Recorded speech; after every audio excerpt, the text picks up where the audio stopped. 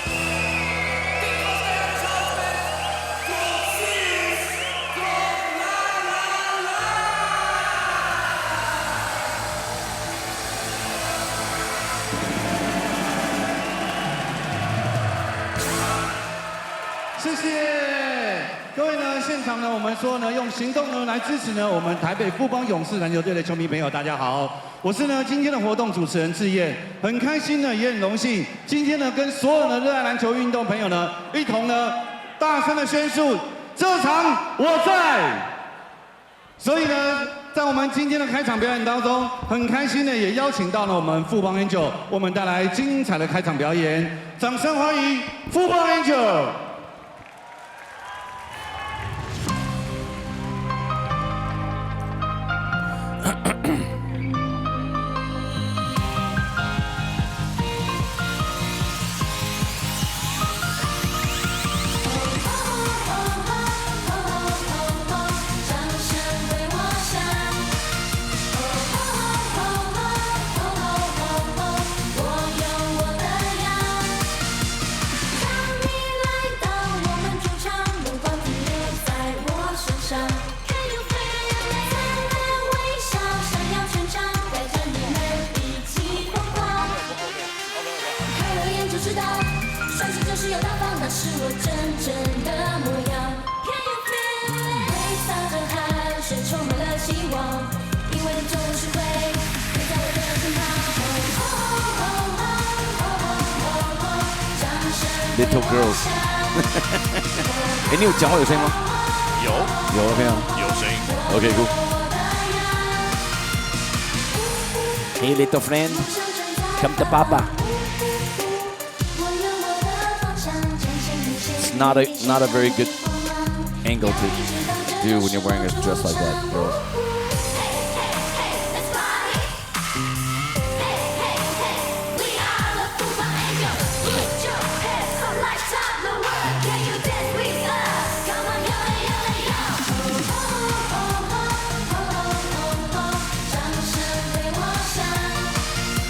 这里有 WiFi 吗？没有。I know. I use my phone. I'm trying to do. Keeps getting cut off though.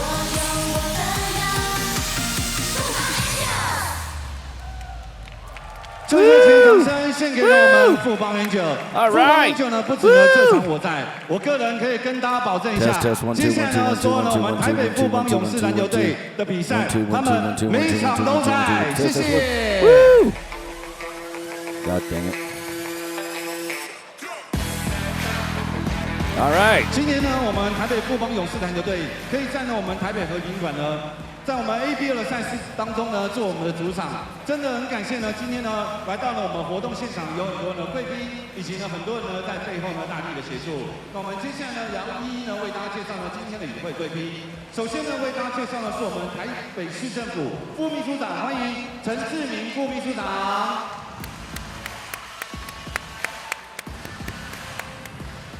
接着呢，为大家介绍的是我们台北市政府体育局，欢迎呢是我们刘宁天副局长。接着呢，为大家介绍的是我们球学公司的执行长，欢迎呢何凯成执行长。紧接着呢，为大家介绍呢，目前呢也是呢我们正大雄鹰队的创办人，他也是常年来呢对于呢我们篮球运动大力的支持。掌声欢迎的是我们江丰年董事长。啊？为什么？接着呢，要为大家介绍一位呢相当了不起的嘉宾，在他的篮球生涯当中，他曾经呢打过2次奥运。 而且呢，他也是呢，在我们中华民国呢，唯一一位呢，可以在呢世锦赛当中拿下得分王以及呢明星球员。所以呢，我要请现场的朋友用最热情的掌声献给陈祖烈老师。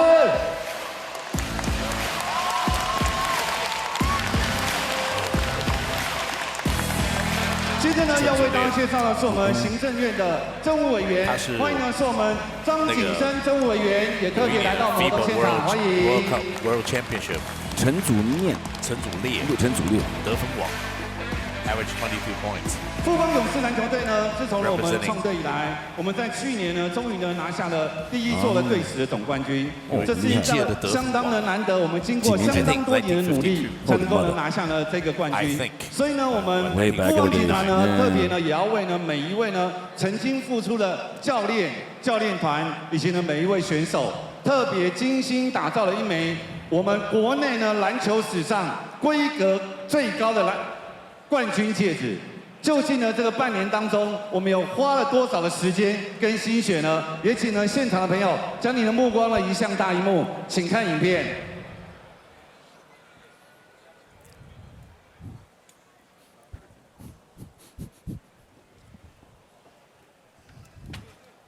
什么？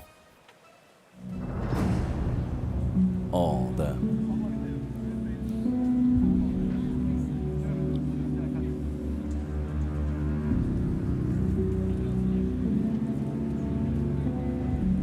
They got rings, mother. You guys need the life stats link? Yeah, please. If you can go to their Facebook page, there's a short link brings you to the event. You mean the ABL Facebook link? Okay. Do I just search ABL Live Stats? You can just search Facebook. Facebook? 可以拿吗？说实话，我拿了蛮多的戒指，可是这个真的非常特别。我是打从心里讲，因为我们之前的戒指没有做的这么精致，而且它就是让我感觉到我看到的是 NBA 的冠军戒指。哦，很特别，因为在富邦第1次的戒指，所以就是心情要很兴奋，然后也觉得之前的努力，然后有了回报这样。I don't need to log in or anything. I can't log in right now. Wow. I wonder how much this costs. 好大。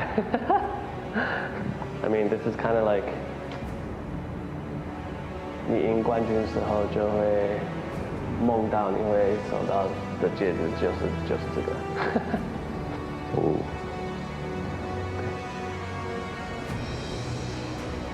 对，看得到那亮。我觉得我刚看到的时候，确实就有吓到，就是说，可以做出像 NBA 啊、MLB 这种冠军戒这种很气派、很有分量的感觉。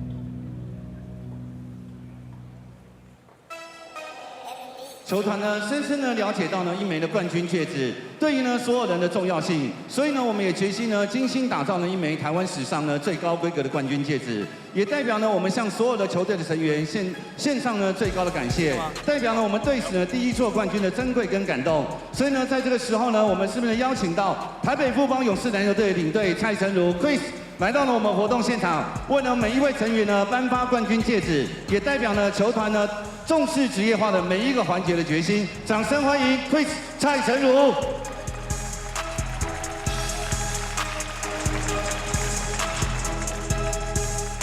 哇 ，Black gloves，look at that， holy moly！ 首先呢，要颁发给呢是我们的教练团的成员。首先呢，欢迎的是我们防护师林武章。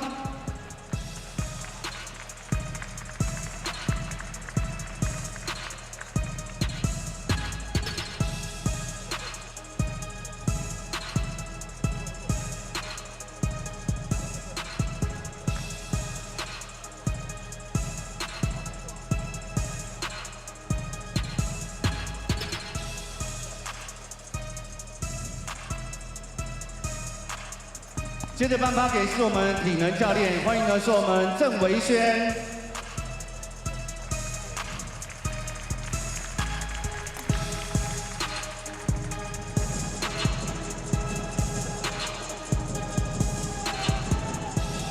呜呼，呜呼，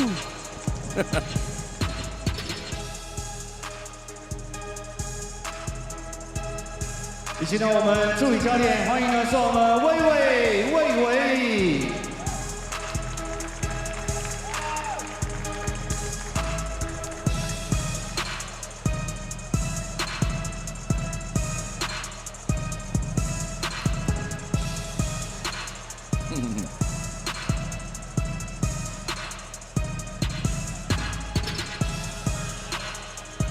接着呢，要颁发给呢，同样呢是我们助理教练林伟浩。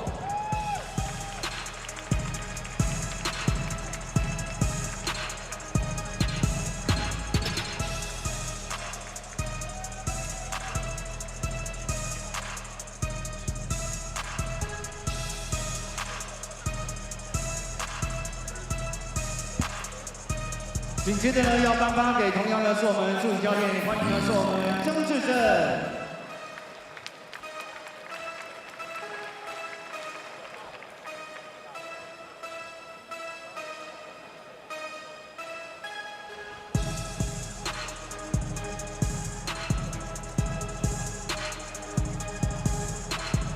接着呢，要颁发给呢是我们助理教练吴永仁。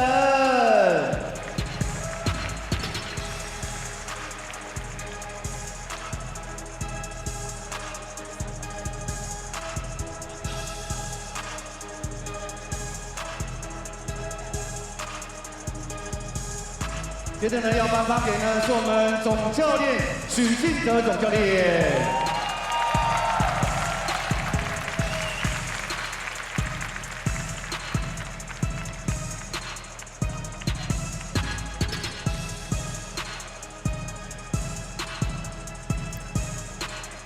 真的很感谢呢，我们总教练许敬德率领了这些教练团的这个运筹帷幄，可以呢让呢我们战力提升到最高。接着呢颁发给呢是我们球员李炳宏。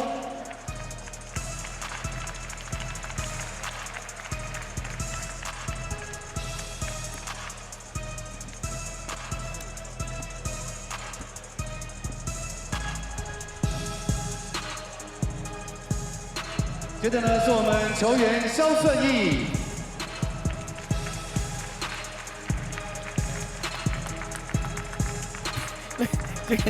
Jason's got his little ring, man. Yep. Hey, little Jay. Check out your ring, y'all. 接着呢，要颁发给呢是人称福将的吴宏信。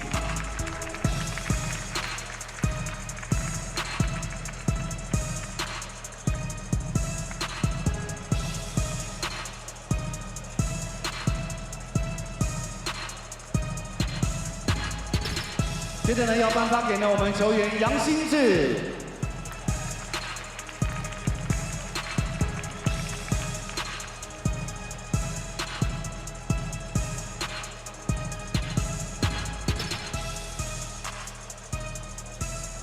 接着登场的是我们刘伟成。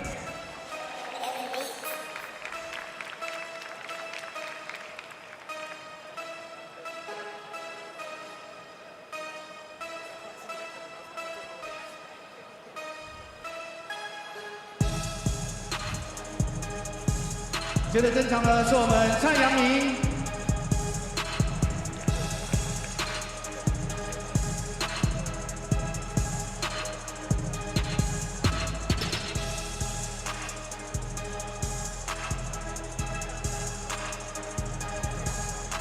接着呢，颁发给呢我们下一位呢是我们后卫赖廷恩。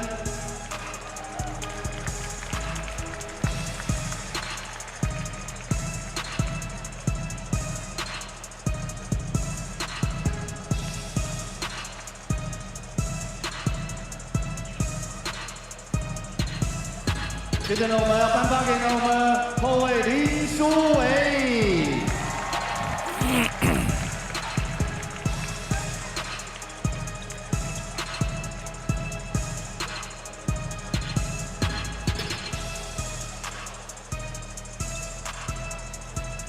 He's not playing today, 接 right? 着登场的是我们曾国伟。 Oh, really? He won't be back maybe for another week or month. Okay.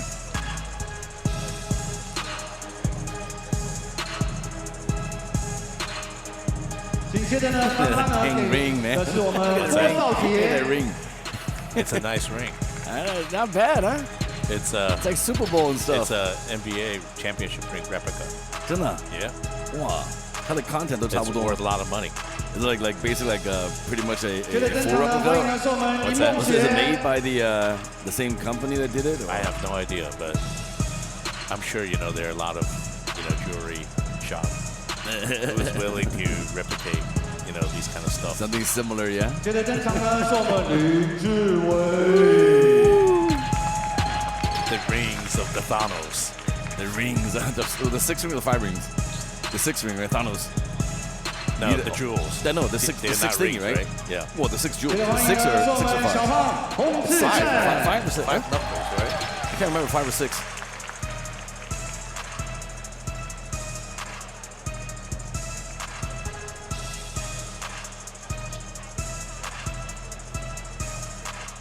接着呢，我们要感谢呢是我们 Charles Garcia。 Does it fit his finger or what?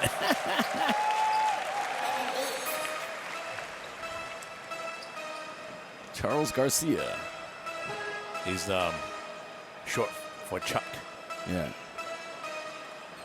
Garcia's like 最后呢，要颁发给呢人称的本土洋将 He's 队 from 长蔡文成。 Belize, I think. where's Belize? It's in Caribbean. 哦，不是白俄罗斯哦。 That's Belarus. Oh, that's right. You loose. Belize. That's right. Forgive me, Belize. 好，那我们也请呢蔡文成呢稍作留步一下。我们是呢请全体的教练团及球员呢一同呢来到我们场中央。What about the guys who didn't play last year? No rings? No rings. Well, you're not gonna give Buddha one, right? No, he was on the other team. Exactly, man. He contributed. 接下来就把时间呢交给蔡文成，由蔡文成呢来代表呢我们所有的球员以及教练团，发表一下当你拿到了这个冠军戒指，这时候呢此时此刻的心情。Can you imagine going to a store and all of a sudden see a 7'6" guy like, oh, how much is it? 所有球迷们，大家好，很开心，今天所有人能到开幕战现场啊，来帮我们加油。然后上个赛季的冠军，不只属于我们球队，是属于大家的，是荣耀是大家的。然后很开心，很谢谢公司拿到那么棒的冠军戒指，给我们球员那么棒的舞台。然后最后感谢身后这一群一起努力的教练团的队友，然后谢谢大家。谢谢蔡文成，我们已经好久呢没有看到蔡文成讲话讲这么多了。好，那我们是不是呢请教练团以及呢所有球员，我们做一个合影好吗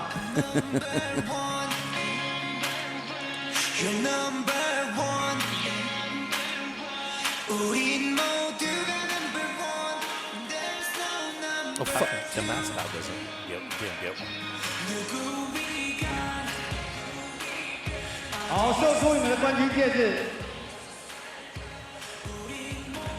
Sir Lancelot did good. Sir Lancelot did good. Looks like Mr. Lego. 好，看一下呢我们中间的摄影机。He give out the POW too. They should give him one just for like. They should. You know what? I don't have one. A plastic one. I can't. This is my wedding ring. 我们教练团呢先行入座。They should draw one on it. I know. Plastic. You should put his fist out. You're right. It's like I'm missing one, bro. After all the times I've actually worn this suit, look like an idiot running around the court for you guys. You guys want to give me one, just even like a fake one or something similar to it? Give me one for like for good faith. You know what I'm saying? And wave the big flag. Exactly. What's up with that? Exactly, dude. I get no love. That's why he left. And he ain't coming back. I just go back to my work. How sore it is. 好，谢谢，再次的感谢呢我们所有的富邦的球员，也谢谢呢所有球迷朋友呢，这么多年来对于呢我们球队的大力支持。所以 Jeremy Lin 的弟弟叫 Joseph Lin， 对不对 Joseph Lin. Just like the ICRT guy. Joseph Lin. Yes. I hate Joseph Lin. 好，马上呢要进行了我们今天的精彩赛事。那我们首先呢要为大家介绍呢今天来访的 Macau Black Bears 澳门黑熊队。什么时候开始讲话，请讲一下哦。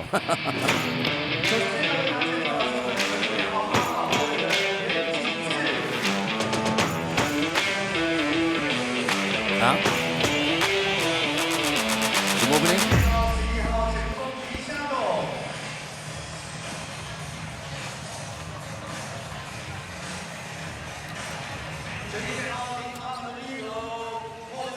待会儿回来就开始了嘛，对不对？待会儿回来就开，待会儿回来，你给我 Q 哈。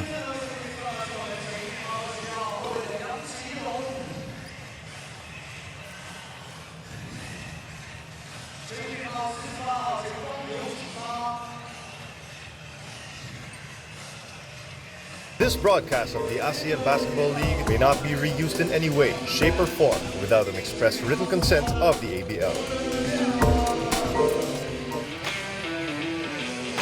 Cheers, test 1, 2.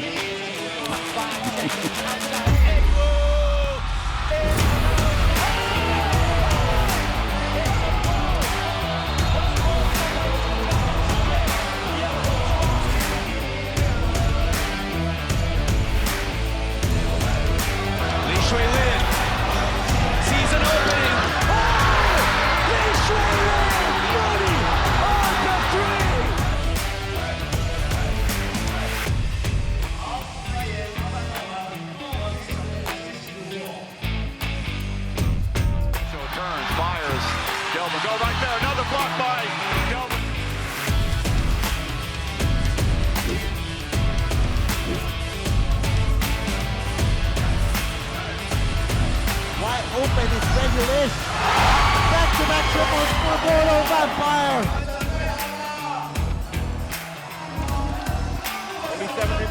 makes his move. Young forces it up and in!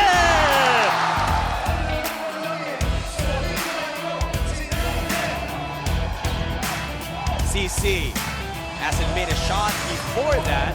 Pretty good so far here in the first half. Lie. Oh, everyone for the Black Bears finding the bottom of the net.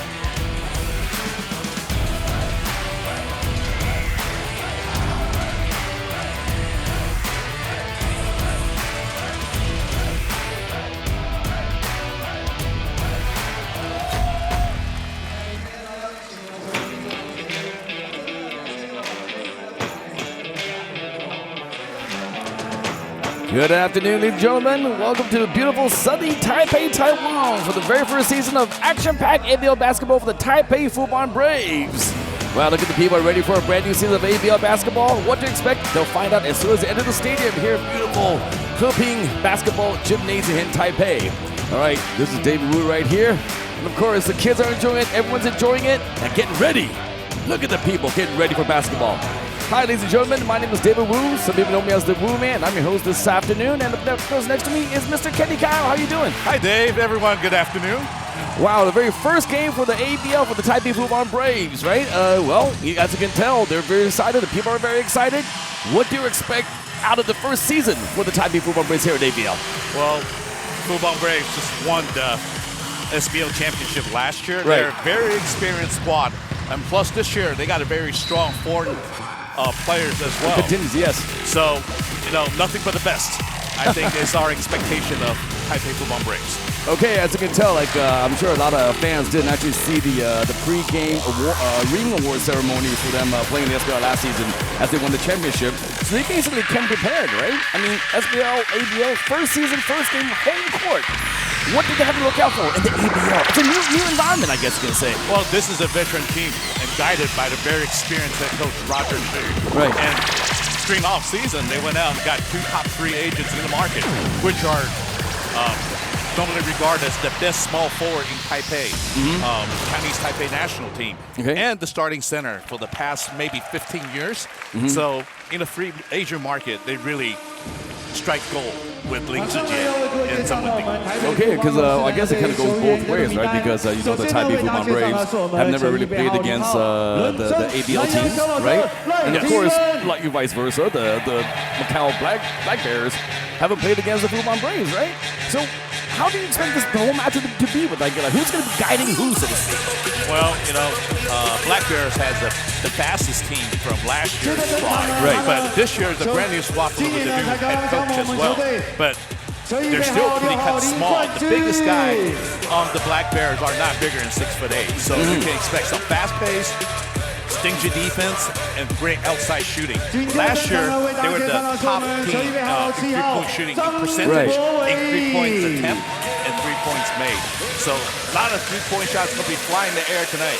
So this year, you can expect Fubon to extend their defense a little bit and really fight for a lot of defensive rebounds and limit to 1 shot only against the Black Bears. Okay, I guess the Braves are gonna have all the height advantage. As you can tell, you have the 7'5" Simbula. I mean, come on, right? He's gonna be taking up a lot of real estate in the basket.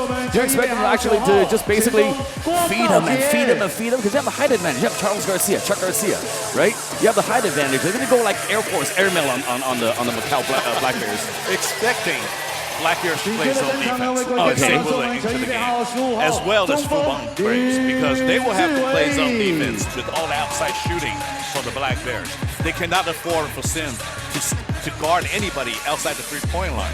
Right. So they would have to, anchor him down low and really secure defensive rebounds. Right, okay, as we know, this is the 10th year of ABL basketball, the first decade, right? And the first decade, of course, ABL received the gift as Taipei Fubon Braves joined in. And this is the first home court game here in Taipei, right, as I said before, at the Taipei Fubon Basketball Gymnasium.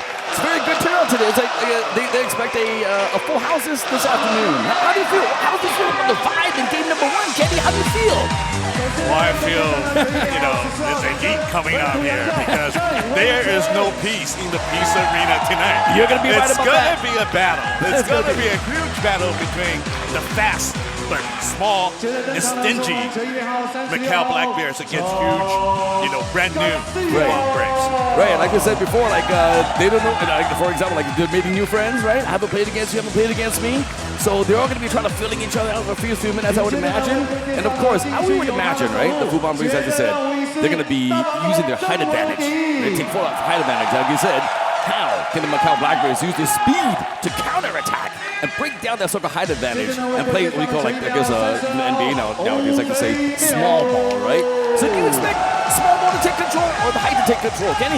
Well, first of all, Fubon really has to get back on the transition defense. Right. Not only they have to get back, they have to match them up right at the get-go, right after the past half-court line. So there won't be any fast-paced three-point shooting from Macau Black Bears. Reversely, Black Bears really have to stop Simbola from really drive into the paint and camp inside. Right. So expecting maybe, through zone defense, double team, triple team against Simbola, and really put him on the free throw line to make him earn it. Yeah, of course. I guess I was talking about one of the bigger challenges the Black Bears are going to have is how do you control Simbola from getting under the basket? Because once he gets out down there, it's basically history. It's a 2-point, probably a plus, but who knows, right? So there's going to be a lot of big challenges for the Macau Black Bears. All right, so as you can see, the teams are starting to get warmed up. And then, of course, what are some of the key matchups you expect today? Well, it's a new team for Macau Black Bears as well. Let's put it this way. Who should we take notice of today, like you said? Well, 2 key play imports left the Black Bears. But they got Kenny Menegold and Brendan Edwards coming in as new imports. But the key player for the Black Bears will be Mike McKinney. Right. This kid averaged 26.8 points last year, and plus, his outside shooting is just outrageous.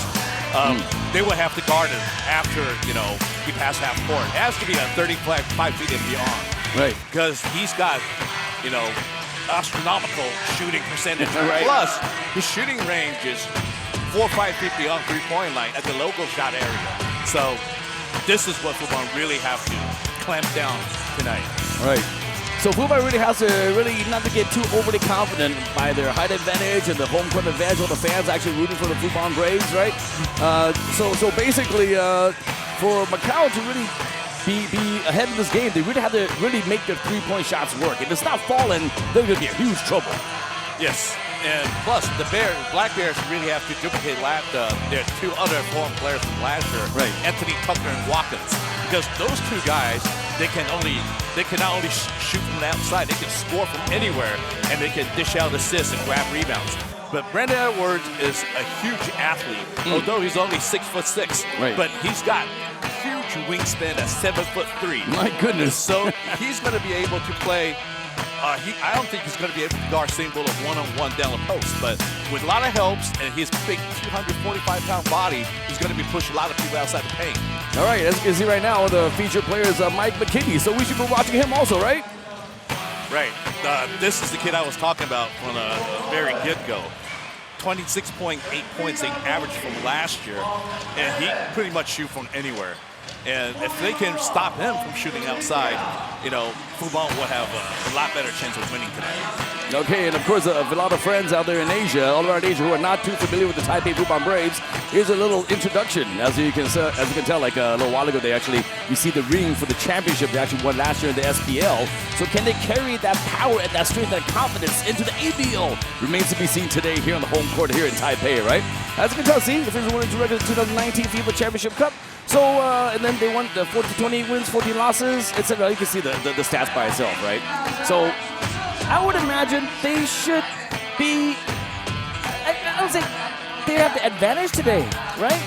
Well, it's a home court. They have size advantage. Right. It's a veteran team. Plus, their head coach, Roger Shi, is no stranger to Asian basketball. Right. Many years guiding the Chinese Taipei national team. Plus, not only winning the championship with Fubon Braves, he also won a championship with Pure Youth. Right, So, as you can see, like Ling Zhijie and of course Zheng Wending, two players, local players who actually have to really keep an eye out because they've been playing for quite a while. But they're staying in pretty good shape. You know them really well, right? How do you expect them to perform today? right, Ling Zhijie is also known as the Beast. The Beast. Because the way he scores and, he can really put the ball in the basket, back Right. to packs in a row. So that's the upside of his offensive game. But the downside for him is he's 37 years old. Can he play both ways in a very frantic, fast pace? This Right. is what Fubon Braves have to be concerned with. And look at these two, OJ Mayo, Kenny Madigo. These two matchups. Well, Kenny Madigo is relatively a very underrated player. Right. And last couple years, he played in Finland and Poland. And, in both these countries, the foreign players are not really the main scorers. But when he comes to ABL, he will be expecting doing a lot of scoring, a tough defense on OJ Mayo, or also on the 6'8", 6'9" Chuck Garcia. Right, I would imagine Kenny will be using this opportunity to really show what he can do on the court against the likes of an OJ Mayo, right? Because they even go even higher up in the ranks, I guess you can say, right? Exactly. And the two guys that will be keys for Black Bears tonight will be Kenny Madigo and Brandon Edwards. These two guys will have to play and guard multiple positions, from the post to the perimeter, because their top scorer, which is McKinney, he's not built like a tank type of kid. Right, He's right. more like a Steph Curry build, and he shoots like Steph Curry. So will be Fubon Braves' concern. Okay, we just saw as the starting lineup for the Macau Black Bears, and now the starting lineup for the Taipei Fubon Braves. And to a lot of our friends, man, keep an eye out for Ling Zhijie. Like I said, he's the beast. He's 37, but he's maintained a very, very good shape.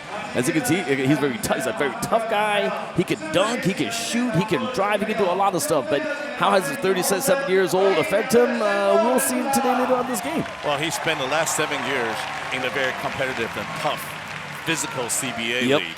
And he survived, averaging double figures. Oh, yeah. And especially in the playoffs, the Beast will always be on the loose, because when it comes to, important games, watch out for him to score 30 or 40 points. Right, so we saw Zheng Wending also been playing for quite a while, and then we have Simbula right here, and then we know Simbula actually took a year off last year they say that took time off of basketball to help the family with some business stuff. So how would that affect his, his movements? And as you can tell, he actually slimmed down a lot, right, Kenny? He slimmed down quite a bit, and plus, he's more mobile. But right. Staying away at the game for 1 year, without playing competitive basketball, I can imagine his shooting or feel for the game will be a little bit off. And plus, he's not starting tonight. The reason why he's not starting tonight is because during their scrimmage a couple days ago, he turned his ankle a little bit. Nice. So, maybe the size advantage won't be that big, to start the game with. But I'm sure in the middle of the game, they will check Simbula in. Right. Well, hopefully, he maintains healthy and give Fubon Braves the advantage. Okay. And now, I guess a very special moment, especially here in Taipei. Kenny, please explain what's happening right now. The first game, the honorary jump ball will be tossed by Mr. James Chang. Mr. James, who is Mr. James Chang? Former Chinese Taipei national team member. Right. He was the leading scorer the entire World Championship in the 1950s. Whoa, it's been a while. But During I think it was 1950 World Championship. He was the leading scorer for the entire tournament. Wow, so it's actually a very, very special moment. A very special individual here at the very, very first ABL home game for the Taipei Fubon Braves. Oh, they're going to do it one more time. Special moment. Got to capture this on digital in our memory. No more feeling like back in the old days, huh?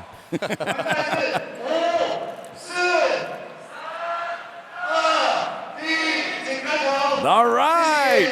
Thank you, Mr. Chan. Thank you very much. Well, Kenny, this is a very unpredictable game one here in Taipei, Taiwan, for the ABL for the very first game, home game for the Taipei Fubon Braves. It's about to start. It's very exciting. Everyone's excited this afternoon. Exactly. You know, I think the atmosphere in the packed house Heping Gymnasium will really drive the home team to play, you know, in a faster pace tonight. All right, so there goes the tip-off. There goes Garcia got the tip-off, and then Zhang got the tip-off, and now with the first ball. As you can see, Lin Zhijie very, very aggressive in the very opening. Wants to score the first 2 points of the very first game of the ABL Well, Braves season. playing ABL League for the first year, and they will have to get used to the ABL refereeing because, you know, each league have different methodology in their foul calling. Some leagues call it very loose, some leagues call it very tight. Yes, and Taiwan got the first 3 points of the season, ladies and gentlemen. There we go. Taiwan comes from like not a traditional powerhouse, you know, coming out of high school. So he was relatively unknown. Right. Until the last few years, you know, he really turned it up and become one of the top players in the league. All right, there goes Taiwan and lost the ball here, and then Mayo from the outside and hits again for another 3. O.J. Mayo. Well, the Black Bears need to get back a little quicker because Fubon not only has the size, they can really shoot from the outside as well. Yeah, so basically it's kind of like a boxing match because, you know, in the very beginning, you don't know who you're playing against. You really have no gauge of the speed and the reaction. So it takes a little bit of getting used to. Like I said, also, the refereeing also, right? Right. You know, if they really let both teams play tonight, especially down low post, you know, really let the, you know, play physical, it will be Fubon who's bigger will have the advantage. Okay, well, the Fubon Braves actually off to a very good start. Couple of steals. Lean to Tsai, drives up, and a foul. Tsai is not a leaper type of player, but you can really tell he knows how to use the angles, right, and the body contact to draw the foul. Right. Foul number 15 on Warren Liang on the Bears, Black Bears.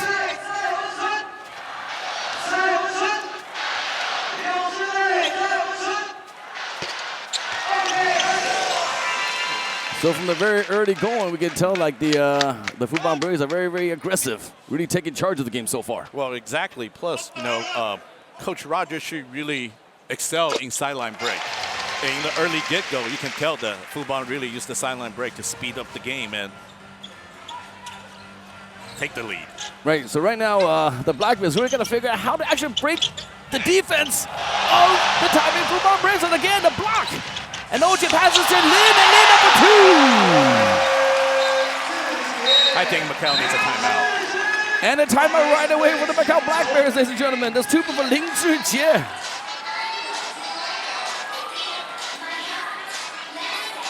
Straight away, 10-0 run, Kenny. How do you see the game so far? I think turnover is a key issue for the Black Bears because once they turn the ball over, they cannot get back. So Fubon has the number.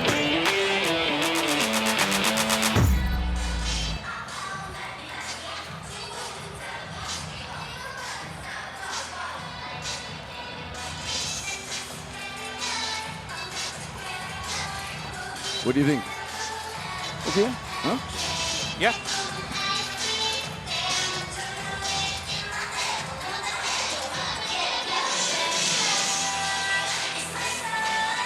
All right, back on the court again right now. So right at the beginning, the Macau Black Bears running into a little trouble, falling down 0-10 right now to the Taipei Fubon Braves. So they really have to call that emergency timeout to kind of figure out what is going on right here, Kenny. Yeah. Well, they cannot go inside. They went inside a couple times. They would have turned the ball over, or they got their shot rejected. Right.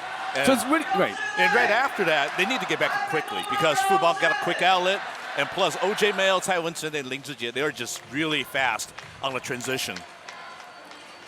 Right. So basically, Taipei Fubon Braves, they really have the size and the speed right now, which are really dominating the Macau Black Bears at the moment. So after the timeout, we'll see how the Black Bears actually can adjust to the situation. This is McKinney. Well, the Braves falls back to the 2-3 zone. But the zones really like stretch out. So right in the middle is wide open. Okay, they're finally. You have like Jenny Leung with 2 points. And then with the three, off the rim, no good. Rebound grabbed by the Macau Black Bears.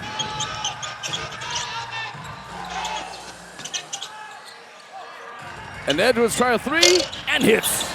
Well, Edwards not only big, he can really shoot from the outside.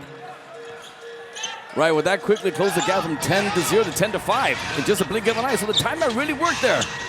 Well, 6'6", you know, in college at Arlington, Edwards averaged almost 10 rebounds a game. So, you know, he's like a rebounding machine. So he's like a Barkley type. Not as tall, but then he's very physical and grabbing the rebounds. Right.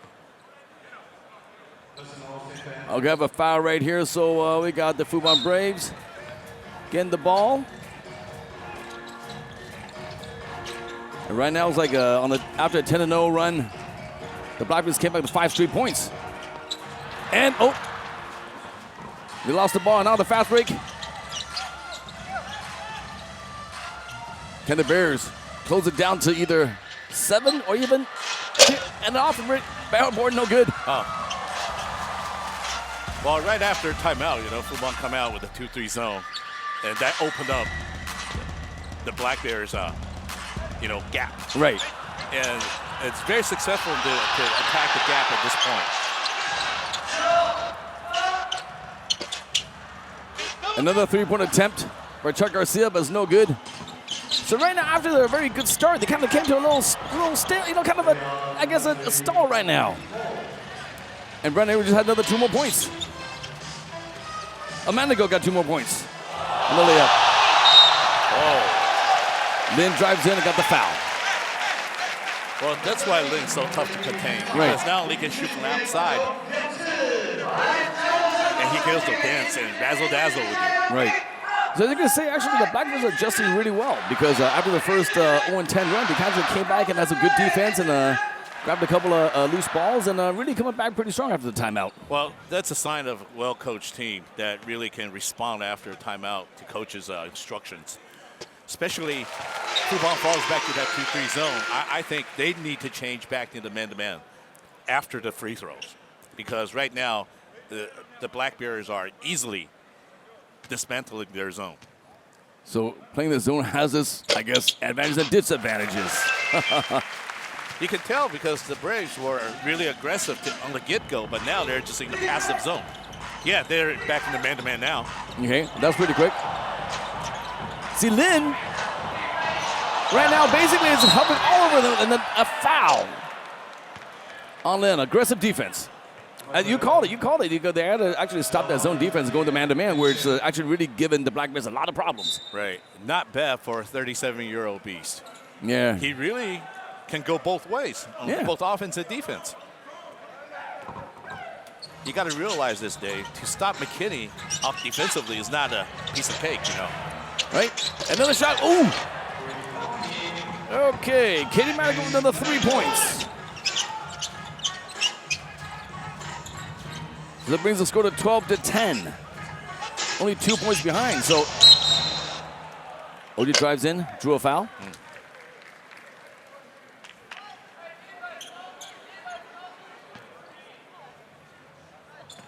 Son goes up to set a high pick and roll with OJ Mayo. It's advantage with Zun when they play the center spot, right, to have a pick and roll with OJ Mayo, because if Simbula goes to high post pick and roll, he ain't going to be able to roll to the basket because he's too big and slow. Okay, well, OJ Mayo just tried another three-pointer to no avail. So now, can they tie the game? And at the moment, no. Tie with the rebound. Gives it a Zeng. All right, Zeng, play the guard. And then coming back to time to play ball, drives up, gets blocked, and Zeng got the rebound, and he goes back in to Chuck. Chuck goes in, Zeng with the three. Oh, no good. You can tell the new style of basketball playing. You have the power forward in the center coming out and shoot three-pointers. Right. You almost have to do that to survive in the league right now. It's like really, like not like the shorter guy playing the guard, like the very traditional way of playing. Right now, it's like you could put the small guy going in, the big guy coming out. It's like, it's really anything goes nowadays. And of course, you can see Simbula now back into the game right now.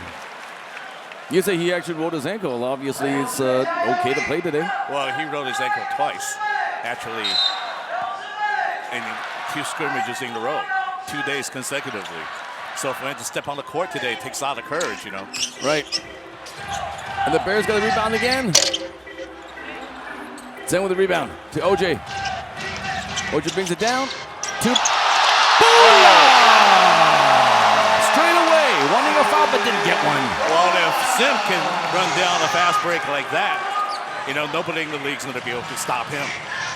Like we mentioned, he really lost a lot of weight, so that really does give him a lot of speed. Right? He gained a lot of speed because he lost how many pounds did he lose? Quite a bit. Well, I mean, yeah. He was well over 300 pounds while he was playing SBL for Dashing Tigers. Right. But at the year that sitting down not playing basketball, you know, he said he watches diet, he jogs regularly, but he lost maybe 30 pounds. Or maybe working for the family is actually a lot tougher than playing basketball, you know what I'm saying? Okay, well, that's off to a good start. You know, getting down the court quick, two-hand slam. Three, and the follow through. Two. Warren by Liang Warren Liang. He's very active. Very, very active. He's all over the court. So he got 4 points today. Warren Liang plays college ball in Canada. Right. In Dalhousie University in Halifax area. Ty drives in, off the board. Ooh. Rebound grabbed down by the Black Bears. Oh. Ty with a reach-in foul. All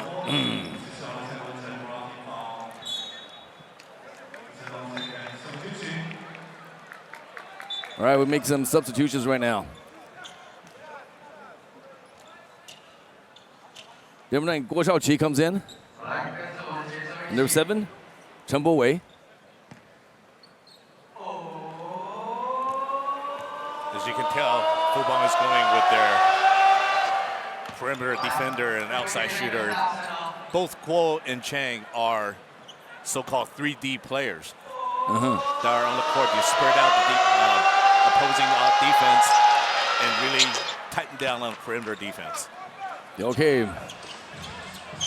Man to go with 2 more points. Should have got 7 today. So he takes some outside shooter, free up the inside, huh? And Sun with another 3-point, and it's good! Sun Wending, my friend. 8 years in CBA, he would really have to get his outside shot going to survive in the league. And of course, the Black Bears come right back with 2.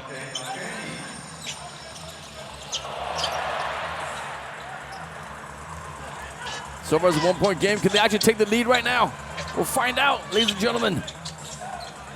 Brendan Edwards, Warren Liang. Good defense on the Fubon Braves. He called an offensive foul. And watch out for the technical. Watch out, watch out, watch out, watch out. Hey, is it going to happen? Is it going to happen? And it's a technical. On number 3, Kenny Manigo. I guess you can understandably upset. Well, but then again, you really have to respect the referees for what they call. The referee's part of the game. You have to respect them. You have to get used to how they call the fouls. Because in the previous play, Kenny Medical ran into Ty, and they call it a blocking foul, but Ty really got a good angle. So you don't see Ty complain about the foul. That's true. So, hey, the ball is around, it goes both ways, man. And on that tip, it goes out of bounds, and still ball for the Fubon Braves. Exactly. You just have to roll with the punches. Just got to roll with the punches. You can hit some, you're going to hit some. And Bula down low. And 2 more for Simbula. Well, you know, you can't let Bula catch the ball at that. You know, he's like 2 feet away from the rim. Exactly. You can't let him catch at a low block. You have to really push him out far to make him maybe shoot and operate from the mid-range. Exactly. Because right after he gets close to the 3 foot of the basket, if he can turn and without double teaming, it's sayonara. Sayonara. Cute. Good thing that's speaking Japanese all night long. All right. Yeah, as you can tell, like, you know, even though Simbula for a while, look at him after losing a few pounds, he's actually a lot quicker nowadays and a lot more in rhythm, I guess you can say. Well, the only concern that with Sim losing weight is that he loses his strength? Tonnage in the paint. If the opposing center is very strong, they might be able to defend him and push him out away from the basket. But it's difficult to push 300 pounds, that easy. So even Sim Bula lost 15 to 20 pounds, he's still maybe somewhere around 275, That's true.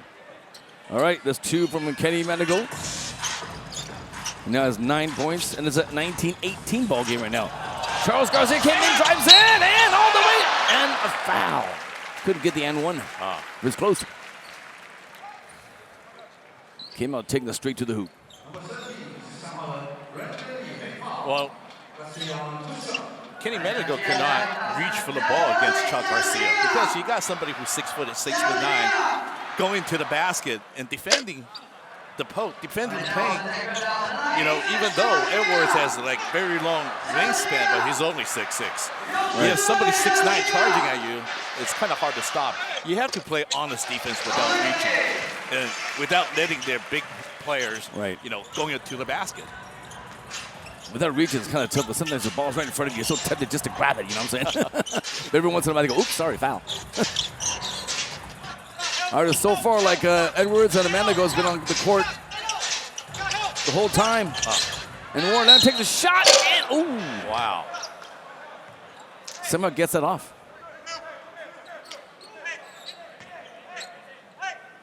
You can tell the Black Bears focus their scoring threat on the 3 foreign players. Right. But Kenny Manigault and Brandon Edwards pretty much owning all the shot attempts. As you can see, Warren goes in, get a foul, and almost an N1.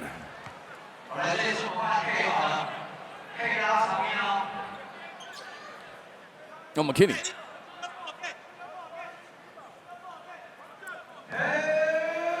The way they tied their hair actually messed me up. Well, most of the Black Bear players have basketball experience in Canada or U.S. McKinney graduated from Sacramento State. He's also the first player from the Sacramento State to win the MVP from the Big Sky Conference. Right. So they're really going to have to rely on their experience to really keep this game in control. So far, they're doing pretty good. 2020 is a tie game. Go feast to Chang. Outside. And a big three-pointer. No, off the rim. Now it's a good chance for the Black Bears to actually take the lead for the first time after that 0-10 run at the beginning. And McKinney with 3. McKinney can shoot from the stratosphere. He just pulled one from the 35 feet out. If there was a 4-pointer, then it'd be 4. But then again, hey, they're in the lead for the first time, 23-20.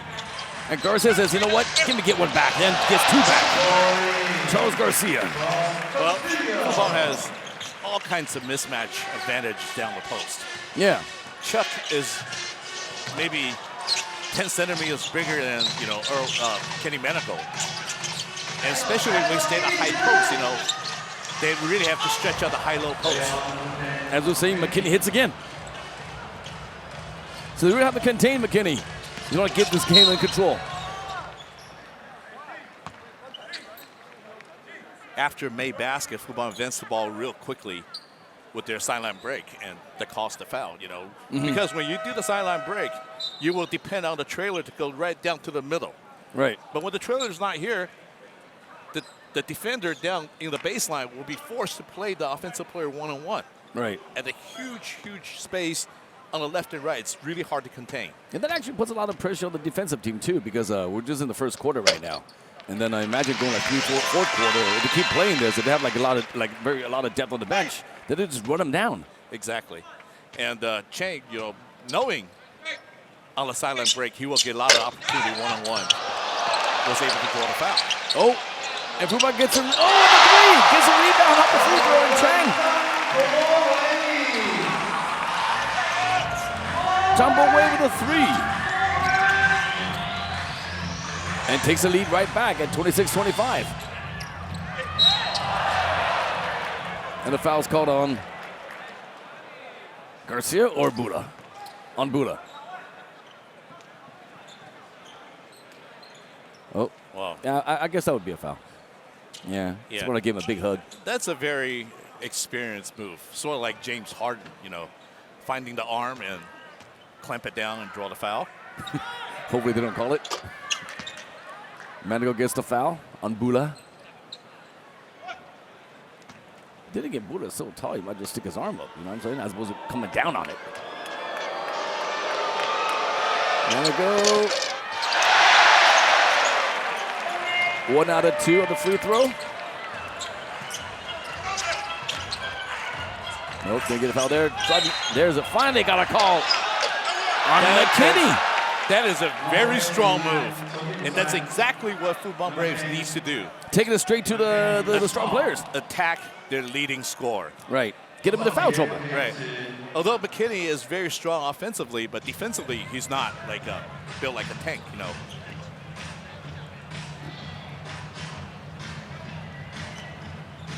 I got the number 9 Guo Xiaoqi going to the line for 2.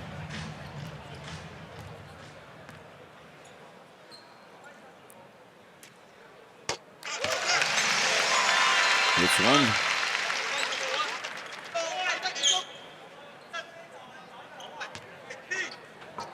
Now they're still going to try to figure out how to position on the way back. It's actually becoming a pretty tight game now. All right, 2 shots, 2 points on the free throws. Well, and Chang really doing their job as a 3D players. Yeah. Try to clamping down their leading scorer. Whoa. And McKinney takes another shot, but no good. It's online though. He, like I say, he can take it from anywhere.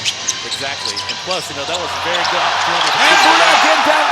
Anyway, he can have his breakfast, lunch, and dinner down there. Well, exactly. That's exactly what I was saying. You know, they're passing the ball on the sideline, and Bula have a big trailing down the middle. And anytime that you stretch the court out like that, right, with Bula right in the middle, that's formula for slam dunking. Right. You have your 3-point range to draw people out, and you have your Bula down the middle. What else could be better? Right.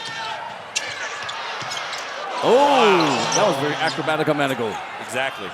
Kenny Manigo, not only his acrobatic, he really knows how to score a basket, you know. Oh, at the end of the first quarter, that attempt was no good. All right, after the first quarter, ladies and gentlemen, 29-28. Fubon leading by 1.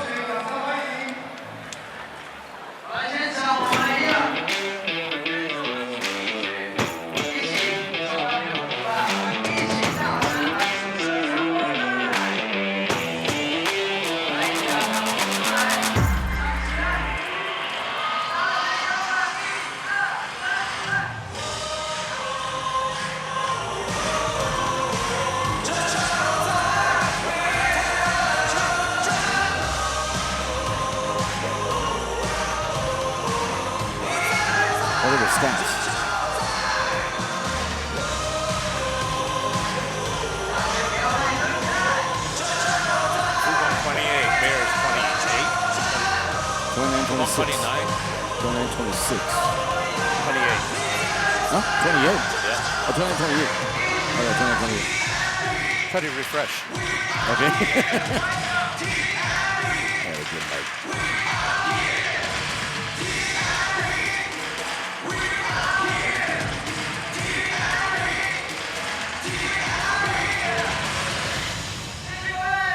谢谢呢，我们这跟着我们大家心目中女神的富邦勇者。那除此之外呢，今天呢，大家用行动呢来支持呢我们台北富邦勇士篮球队。今天呢，在现场也有一位女神级的朋友来到我们活动现场，你的女神，我的女神，全民的女神郭婞淳。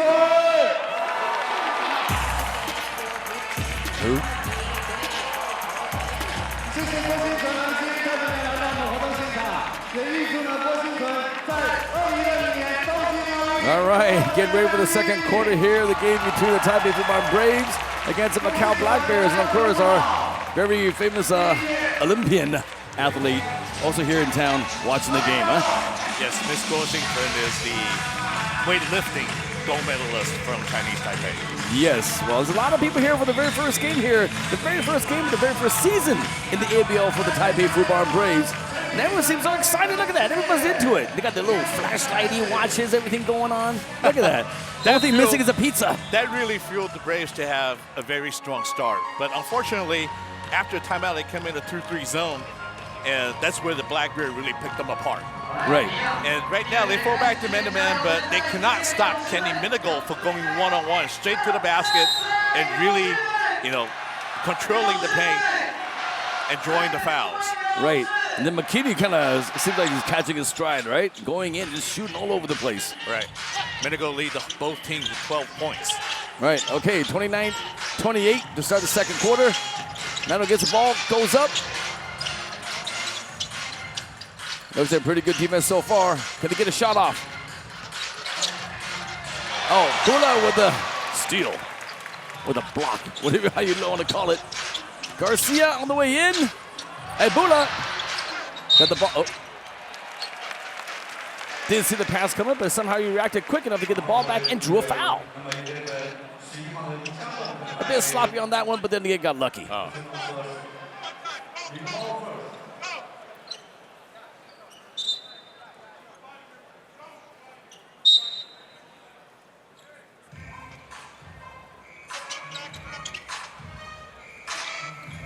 Okay, Fubon with the ball again. Check Garcia have the double team on him, see? Starting He's second dangerous, quarter. and he got blocked from the back. That was actually a very good defensive effort on the Black Bears. Well, starting second quarter, both teams kind of They're playing utilize physical their now. bench. And of course, Mr. Edwards scores 2. After the screen, he rose to the basket, and he's too big for the switching Fubon player to Right. stop him. Oh! Lyon with the shot, and it got rejected. Almost out of bounds, but not quite, and getting fast enough. Back. And a foul's called? Wow. This kind of upset the crowd here in Taipei Heping Basketball Gymnasium. It was actually a very quick outlet pass, though. Well, Yeah, they actually caught the Braves off guard on that one. Well, now really sink his shoulder and try to, bump into the defender. He initiated all the contact, but the referee still called the defensive Braves personal foul.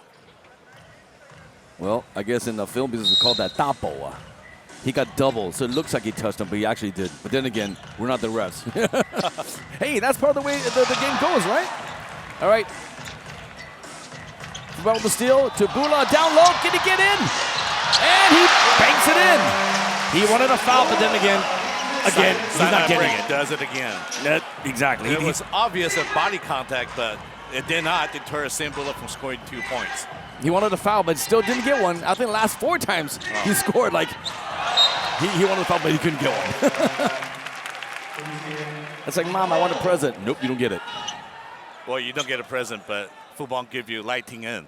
In the second quarter, he comes up. He's an energetic spark plug from the that wears number 0. And a 3 from Manigo. Oh, Menigo still unstoppable with the McKinney. Both of them are shooting the lights out. and they're really on target too.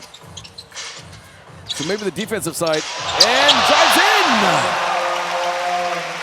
Lighting in for 2. Only 5'9", but going to paint like there's nobody there. And McKinney, a man to go from the outside.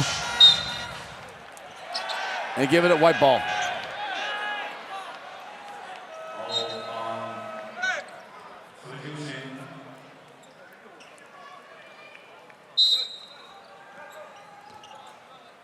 So the Black Bears will take it from out of bounds. Oh, a bit kind of far. Over and back. Turnover. A turnover on the inbounds pass. That was a bit careless. That was just a bit careless. That's the 6th turnover for Black Bear this game.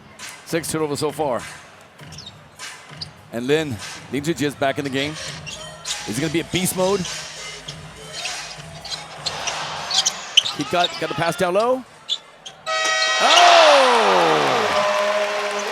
Number 6, Ning Guanjun for 2.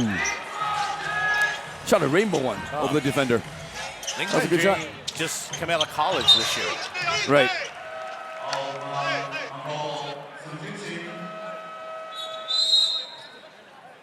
It's out of bounds. But Ling Guanjun is a very experienced player, although he's a rookie this year, but 4 years of college plus Australian basketball training, really, you can tell he knows the 24-second clock is about to expire. Yeah, it's kind of like a little mental thing. You just got to keep in mind. Right. It's that feel. It's like, don't think, feel, as Bruce Lee would say. Larry from outside, no good. And it's contact, and the ball goes to Fubon. Well, I guess they're both going after the ball.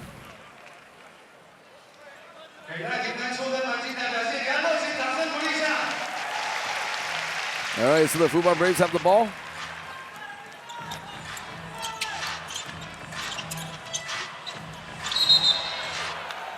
And that little flurry, there's a foul in there somewhere.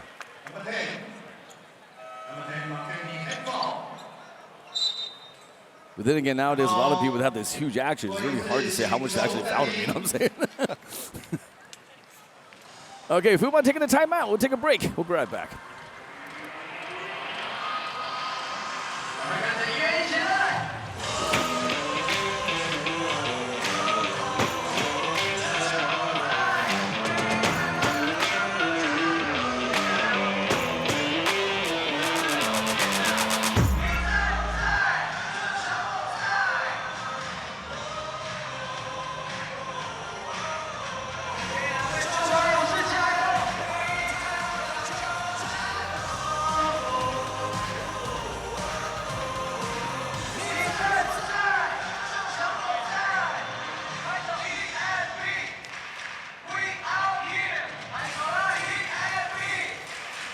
All right, the score right now is 35-32 with the Taipei Fubon Braves. Just 2 points ahead of the Macau Black Bears. I mean, Kenny, you talked about the height, the speed, but so far, Macau is really just hanging in there.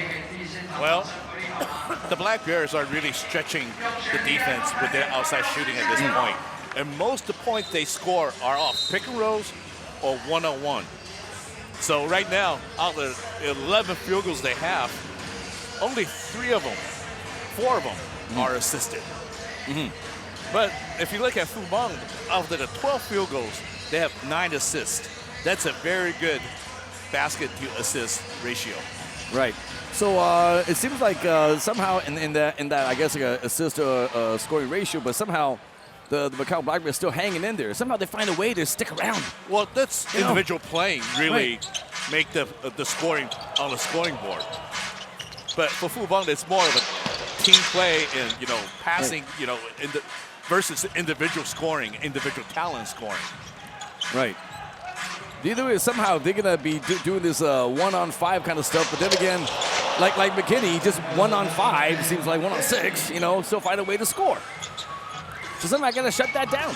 Well, as the game approached the third, fourth quarter, with more body contact, and the player getting tired, that shooting percentage might go down a little bit. Right. And if Fubon continues to have this high percentage assist field goal rate, it will be very difficult for this individual performance to keep up. Right. Well, we'll see how they go in the first 2 quarters. And Lin with the layup and kind of blew it with the left-hander. And McKinney get the ball back and shot again for 3-point, and off the rim, no good. Garcia with the rebound. He wanted outlet, but didn't get it. Can Garcia go coast to coast? And he does! Garcia is very hard to contain going downhill because he has the size and speed and strength, length advantage. If you don't stop him around the free throw line and you converge everybody underneath the rim, you can't stop him down there. Right. So that's where that height advantage and I guess speed and power came to play. The number 1 goal for Fubon Braves is to stop this man, Kenny Manigault. Right. He just went on and the back, behind the back. From O.J.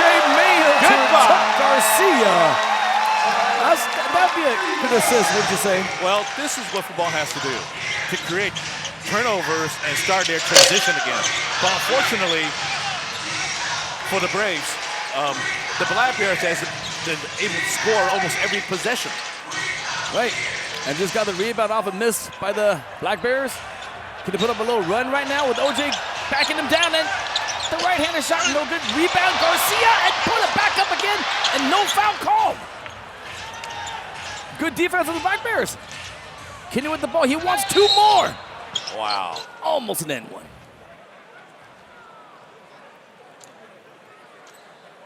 If the Fubon Braves really want to break this game apart, they really either drag on the McKinney's shorts or shirt or whatever. Well, he is just going all over the place. McKinney's a tough cookie. You can tell the defense was just running side to him, but he's like a foul magnet. Right. He can really draw the fouls like James Harden because he created all the contact and he created the whistle blown. Right. And right now, him and Manigo are the difference on the team. Kenny with the first 2 free throws. First one good. And you can hear from the fans. The fans are, well, okay. Did do too much help on that one. Well, 2 free throws. Both Manigo and from McKinney are in double figure scoring now. Right. And Jake got the ball and drew a foul. I would believe on Warren Liang. Try to plead his case. We'll just have quite a little conversation. Oh no. Take it back. It's a foul on the Fubon Braves.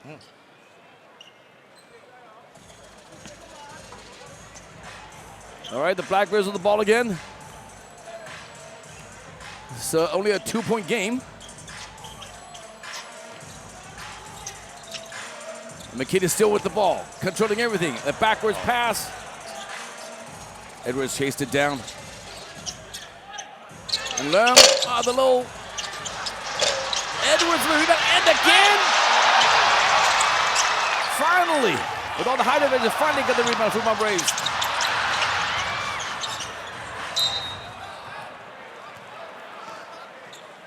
On the loose ball, they call a foul on OJ Mayo, trying to grab the ball back. That's a pretty smart foul because if that ball is able to outlet to advance ahead, it will be a 3-on-1 break. Mm-hmm.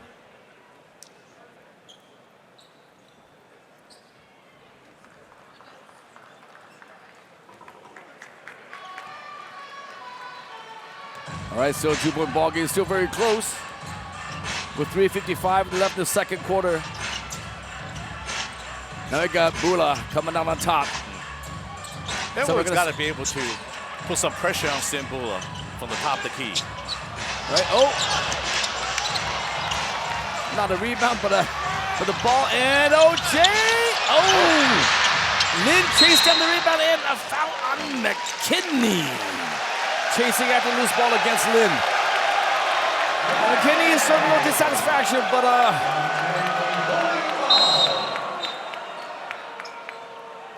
well, I guess every once in a while you're entitled to a little emotional outlet, for right? Black Bear, McKinney has to keep his cool. Right, yeah. If he's out of the game, that means maybe 1/3 of the Black Bear points will be. Right. And while we're saying that, OJ Mayo hits a 3. Makes it 42-37. I guess, especially in a game like this, a lot of people kind of figure like the Fubon Braves will be like manhandling the team, right? But then again, they're not. They're actually sticking with it. Right before the first half, the score is still very close. Exactly, because of this man, Kenny Manigo. Manigo, 2 more. Yeah, it's like what, 17 points now, something like that? Well, most of his points are on assists. It's all one-on-one. But he somehow that finds makes the the space defense to so shoot it. difficult, right? And plus, Fubon cannot go into the zone defense because they pick it apart. Mayo sees it open, drives up, and puts up 2. OJ Mayo for 2 more.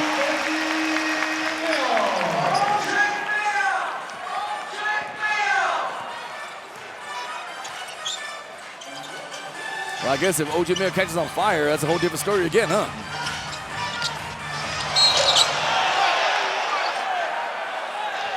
Manigo drives and draws a foul.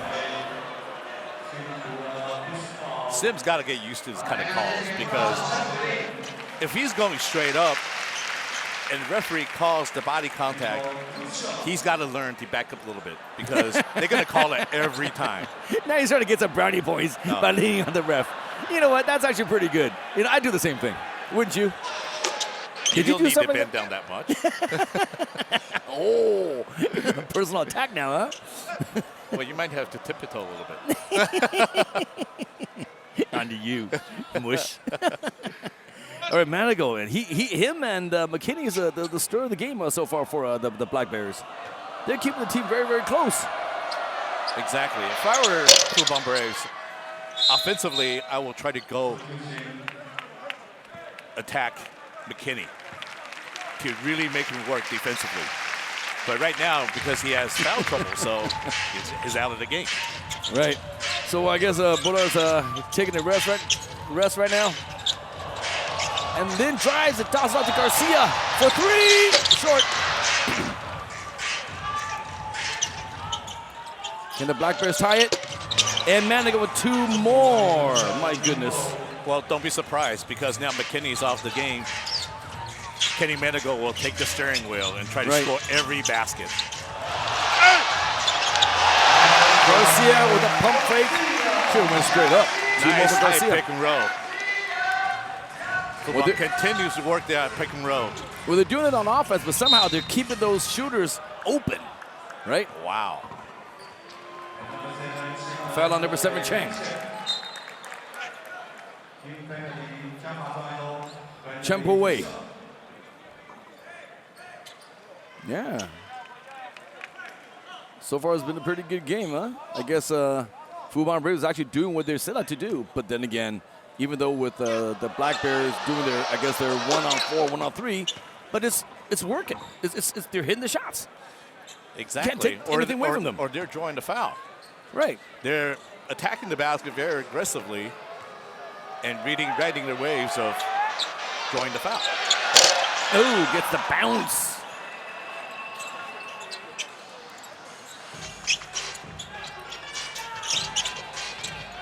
So basically right now, Manigault and McKinney. Oh, and the tip. Nice gift for the fans out here.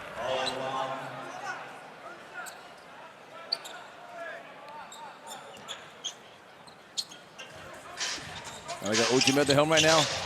Wow. From the free throw line to 2. OJ has a great ability to switch direction in a very short time. Right. He's able to split the defender left and right all the time. That was good on that because that ball was actually, I guess, hit off of somebody's leg or something like that. You kind of pick up, oh, I'm open, shoot it. Might as well.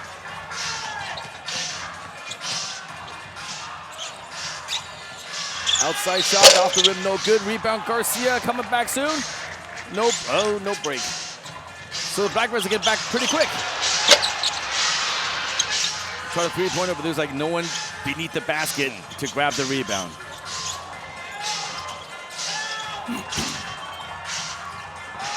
Good ball movement and a three from the Black Bears to tie the ball game up. My goodness. Finally, Jennings Leung hit the three-pointer from outside. There are a couple of Leungs on the team. Mayo. All right, we have 26 seconds left in the first half. 48-48. Can the Black Bears actually go into the first half with the lead, Kenny? Well, OJ took a quick shot so they can get a 2-for-1 2-for-1, yeah, 2-for-1.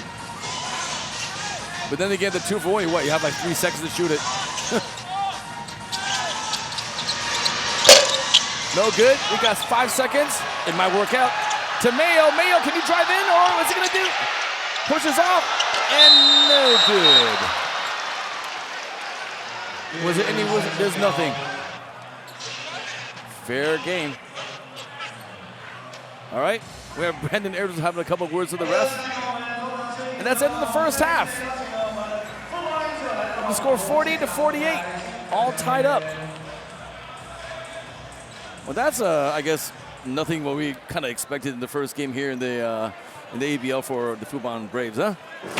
Well, one thing for sure, we know the scoring power of Kenny Manigault is for real.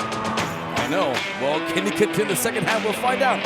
All right, ready for the first half later on. Second half later on, excuse me.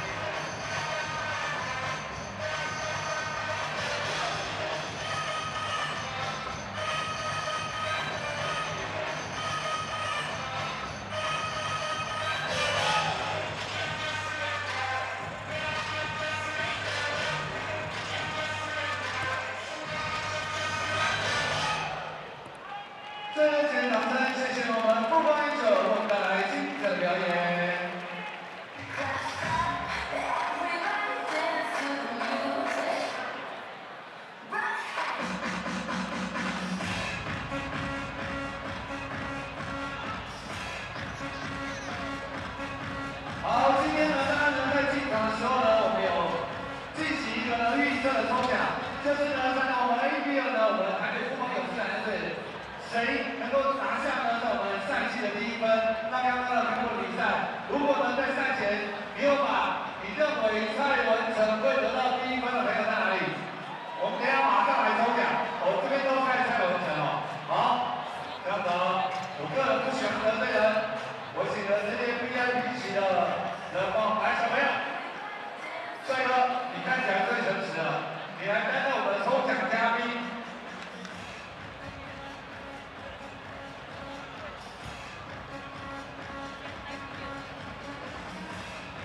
好，第1位得奖的是4678。All right, Kenny. So all tied up here after the first half of play. So what do you think that the Fubon's got to do differently in the second half? Well, defensively, they really have to stop Kenny Manigault. Right. It's easy said and done. And McKinney. And plus McKinney. Right now, both of them are shooting tremendous shooting percentage at 60% and 44% respectively. And these two kids are responsible for more than half the Black Bears field goal attempts, but 2/3 of their total score. So if you really can shut down one of these cannons, you'll be able to shut down Macau Black Bears. Okay, what we're seeing right now is some of the highlights from the first half. And yeah, at the very beginning, the Fubon had that 10-0 run, and then everything just turned around after a timeout. Well, Fubon came out aggressively, and plus, on the penetration or the down low passes are not very prepared by the Black Bears. So they had 3 turnovers real quickly. That translated into 7 fast points for Fubon Braves. Right. But after the timeout, you know, they really regrouped and attacked the basket and shot the outside really well. And plus, they're defensively, they're able to stop Fubon from getting the transition points because they did not turn the ball over for quite a while. And right now, as individual playing, Kenny Manigault really excelled in this kind of one-on-one basketball. He's definitely Kenny the GOAT Manigault. That's I guess like they really have to pick up the defense. It's like I said, Kenny Manigault and then McKinney, right? I mean, those two are just basically burning it. I mean, just get the ball and just basically scoring at will, basically. You know, they have to somehow find a way to contain those guys, those two especially. The Braves are given a good weak side help, but time after time, after the penetration, Manigault's able to sell the fouls to the referees. So he has stepped on the charity line for 10 shot, 10 free throws already, making 9 of them. Tonight, he's almost playing the perfect game. All right, ladies and gentlemen, we'll take a break. Be back for the second half real soon.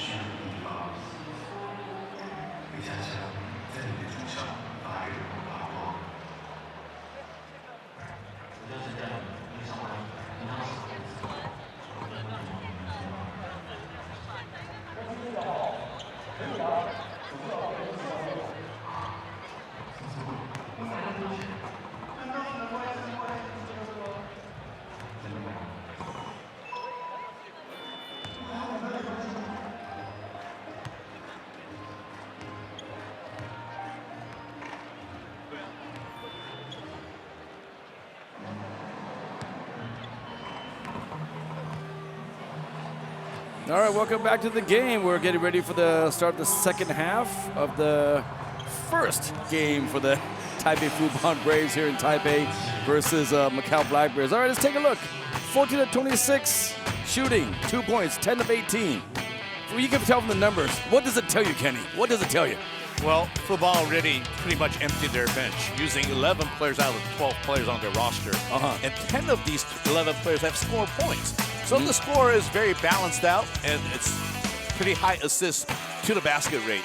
So, this is, a very good team basketball playing type of strategy. But if you look at the Macau Black Bears, they only use 7 guys on the entire team. Right, the entire team. And most of the points are focused on Kenny Medical and Mike McKinney. Right. So this is very individual basketball to the max. Right. So in the second half, if Fubon Braves can really focus on how to stop Kenny Medical, or when he drives, not able for him to draw the foul, instead get on the free throw line, maybe it will slow down Macau Black Bears offensively in the second half.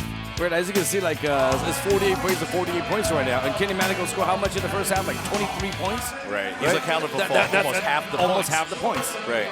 Right. And then McKinney also scored how many? I can't remember how many. Let's see. He scored 13 points. 13 points. So basically, them two. Well, they only use 7 players the entire game so far. Only 5 of them have scored. So second half, if they can keep up this pace, it will be kind of difficult, because this is a very physical game, a fast-paced game. All right.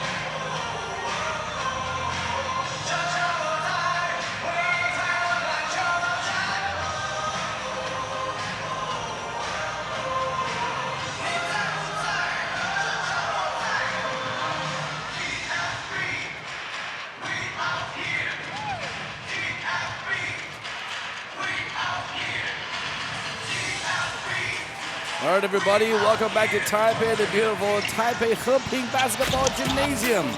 Matchup between Taipei Fubon Braves and the Macau Black Bears. And so far, the game is 40-48. And right now we're going to see how some highlights of the game today. Well, after 2 quarters of playing, OJ Mail lead the team with 10 points and also lead the team with 5 assists. So basically, offensively, especially in the second quarter, he has to take over the leadership and really make the offensive go. But defensively, Fubon really need to find somebody that can stop number 3, Kenny Menagle. Right, so OJ Mayo did pretty well. I guess Fubon's pretty much doing everything they want to do. They have their assists, they have their shooting, they have their tall centers down low and the low post, etc., etc. But somehow they're still giving big open space and very good looks for the likes of Kenny Manigault and McKinney to actually do their damage. Well, offensively, the Braves are doing exactly what they wanted to do. High percentage shooting, high field goal assist rate, and a good shot distribution from three-point line and the paint area. But defensively, that's where the problem really starts. And unless they cannot go back to a 2-3 zone. And they have to go one-on-one and maybe double-team Kenny Medical, make him cough the ball up a little bit, and let the other guys beat him. And that may be in Coach Rogers' backup tricks. Right, as you can see, Kenny Medical scoring 23 points so far in the first half, shooting 6 of 10. That's 60% shooting. I mean, they're just leaving him wide open, or he's finding some kind of way to get open to score these points. That's the biggest problem. They did not leave him wide open. They give him all kind of tough shots. They did not. If he goes to the restroom, they probably follow him to the restroom. But that's how difficult those shots were. And he made those shots, and plus drawing the fouls. That's the beauty of it. That's why in the first half, Macau Black Bears is able to tie the game up. Right. And of course, McKinney is always a threat because he can always toss it out, dish it out to McKinney. He can do the damage from outside too, or even driving in. So what will the Taipei Fubon Braves have to do different in the second half? I'm really kind of curious. If you can stick like a Ebola on him and say, hey, don't shoot out here. I got you. Well, there's a couple ways you can play. What would you do? If I were the coach, I will not pressure him when he's not in the scoring area. I will probably just put a hand up while he was outside the three-point line, but really put a body on him once he get into the scoring area, which is inside the three-point line. Because today he drew a lot of unnecessary fouls, and that really put pressure on Fubon Braves. The Fubon Braves got the ball to begin the second half. Zenwindi tried the 3 to no avail, but they got the ball back. And Chuck Zen wants the ball again. And shoots again, and still no good. Well, obviously, Zen is much bigger in the post than the defender that was guarding him. But once he got the ball, you see the entire Black Bear weak side help swamping him. Collapse on him. Yeah. So the size that the Fubon Braves have, somehow the Black Bears are really, really doing a good job of actually keeping them out, except Bula the first couple times getting his slam dunks down low. All right, second half so far is still a tie game. No one scored yet. McKinney. Gives the man a go. He missed the drive in, but the tip in from Edwards. Garcia had to really Somebody's got to box somebody out. That's why Brenda Edwards was able to go for a rebound. And there's the beast. Show you why he's called the beast. Turn around, jumper from way out there. Hits a 3. Well, Lane needs to take more initiative on the offensively. He should be able to, carry the scoring load for, the Fubon Braves. Right. Well, I guess that everybody's kind of playing very friendly. I guess Lin basically, could take over, but then again, that's called like the same team fighting over the same ball. And layup for Warren Leung, number 15. Found a way inside.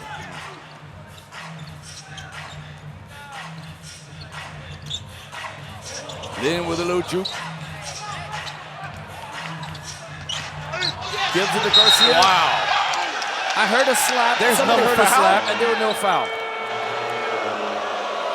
These referees might need to call the fouls both ways. Yeah, that slap I could have heard even with my earphone on.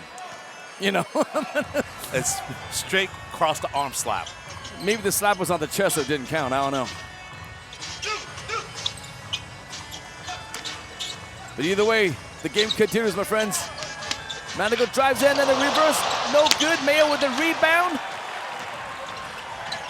Can he go all the way? He tries all the way, and wow.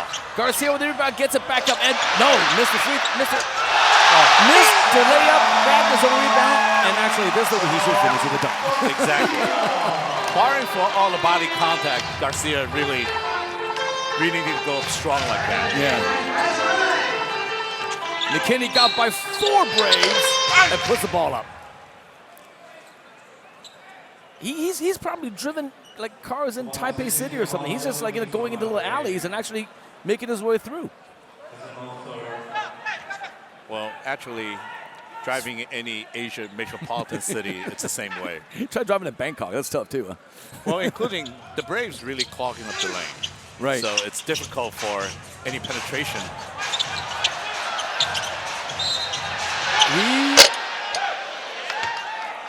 There was a lot of spinning and juking, and somehow managed to put a shot up that almost went in.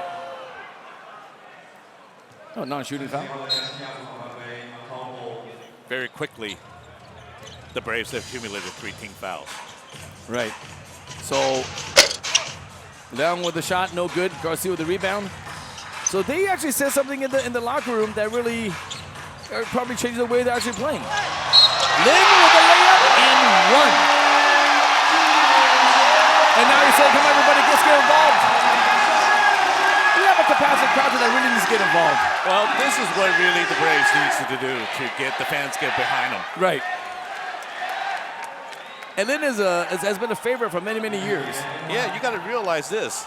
Lin has been perennial all-star plus MVP of the local league. But the past 7 years, he's been playing China. Right.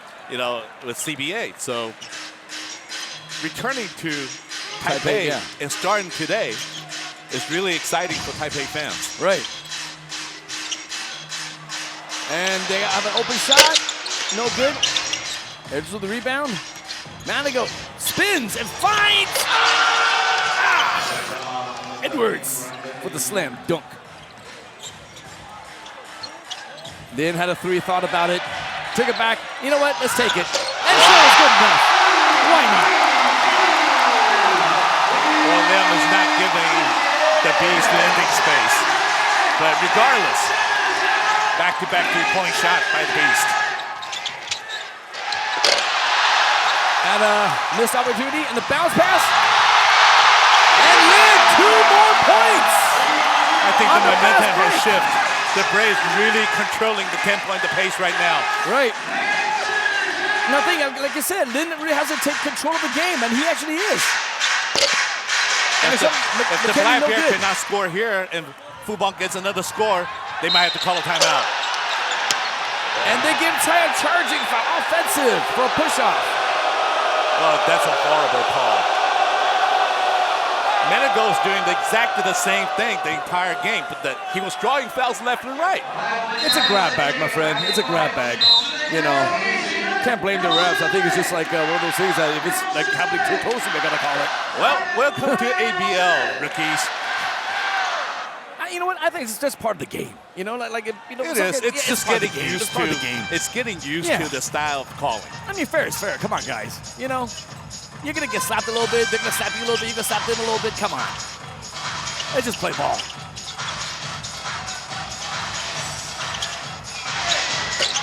And a shot. Well, first field goal by Menego.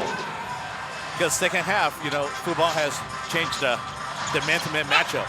Right. And tie with the drive. Tie with the drive. There we go. He gets 2 more. Don't be fooled by Tide's Uncle Drew appearance. Uncle Drew He can really play. What does Uncle Drew mean to you? Oh! And of course, Jennings Leung scores again. Yeah, Ty's one of those kind of deceptive players, isn't he? And then, nice pass. And that is an assist. That's really nice, but that should be on the highlight film. Definitely on the highlight film this evening. Well, you know, Ling put everybody on the freeze frame, including Brendan Edwards. And Garcia did not stop playing. That's why he got the dunk. Right. And of course, Edwards came back with a 3. You know, it's okay to be happy, but don't hang around the happiness for too darn long. Yep. No celebration before timeouts. Exactly. So Lin Zhijie really took over the third quarter right now for the Fubon Braves. He wants more! And he gets short. No foul?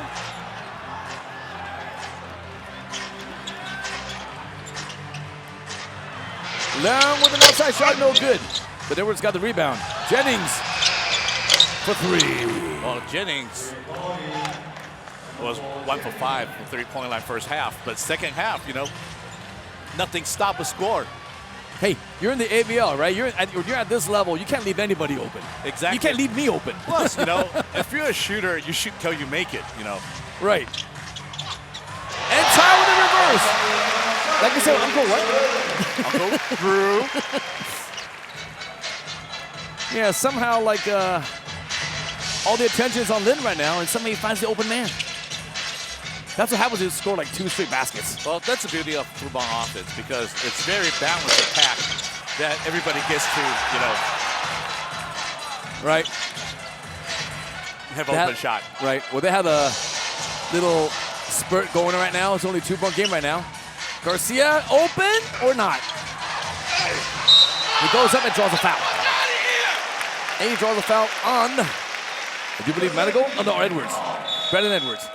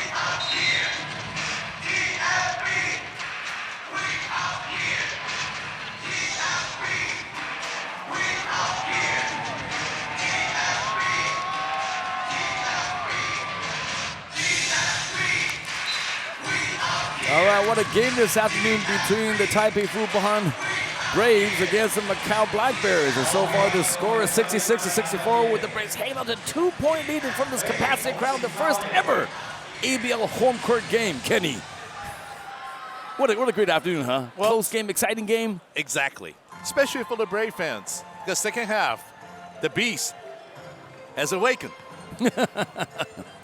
Yeah, Lin Zhijie, they call him the beast. He finally got into beast mode. And then actually did draw the point. They had like a short little spurt. But right now the Black Bears actually retaliated pretty good. And now they're only 2 points behind. Well, so far Fubon has dominated the paint. They have dominated it from the bench. Right. And have dominated on fast break points. Only thing that they're behind are the free throws. Right. But then again, they have to somehow find a way to stop the offense of Manigault and McKinney. And now Edwards too. Well, based on the 3 foreign players. Second half, Manigault has been contained a little bit. So far, he only scored one field goal. And McKinney goes for a fall one. No good. Right off to Manigault. Kenny gets another one. And lobs one up. Wow, for 2. Touch. To tie the game at 66. And you're right. He's finding his way. He's finding his shots. Lin with a big giant one. No good from way outside. And the Manigault goes for one. Also no good. Garcia with the rebound again. To Lin. What can he do now? Pretty much evenly matched, point-wise, but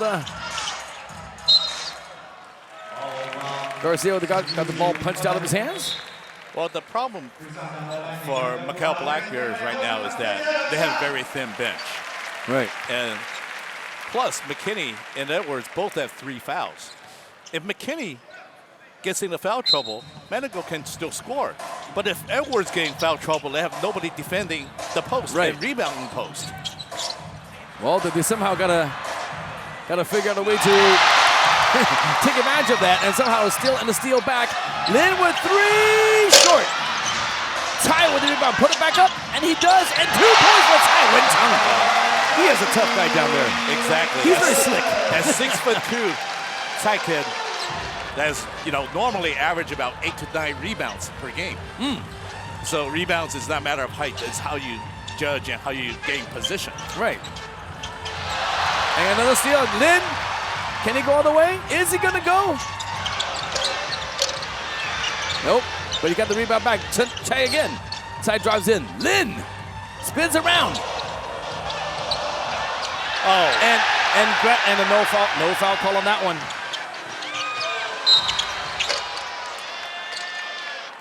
And on the return, Menego goes for a shot and got called for a foul as he's putting the shot up. This is not going to go well with the fans, my friend.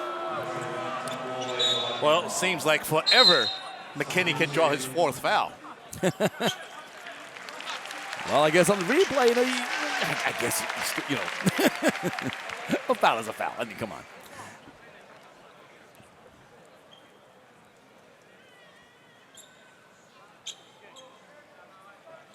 Was the very first game for the Taipei Fubon Braves. They would really love to take this home court win. But standing their way, Kenny Menego. Yep. Scores another one. I'm not even going to start counting how many points he scores. I'll leave that up to you, my friend. I'm running out of space on my little cheat sheet. Well, I'm getting to know the secret of getting to a free throw line. The bigger the beard you have, the more free throw you'll get. Even like James Harden, right? Well, LeBron James shaved his beard off, so I guess, he wasn't shooting as much free throws. You're probably right. But you and I can't get a beard like that. Come on. He should have put that one up. The pass should not have happened. And McKinney goes up, and 2 more for McKinney. It brings his score to 68-70 with a 2-point lead for the Bears.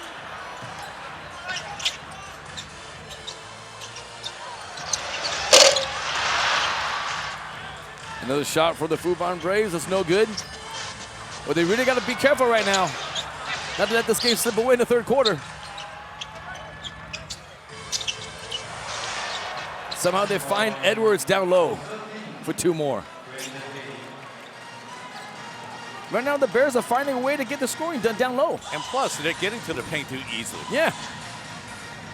Penetration and small ball dish has really caused Fubon Braves a lot of problems.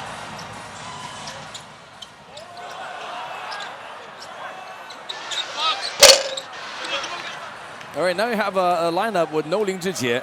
And then seems like from the last play, nobody wants to shoot the ball for some reason. Well, they need to download the ball to Bullet once in a while to really make the Black Bear collapse on defense. Right. But if the ball does not download to the paint, the defense can stretch out as far as they want. Right. Okay, so that's the end of the 3rd quarter.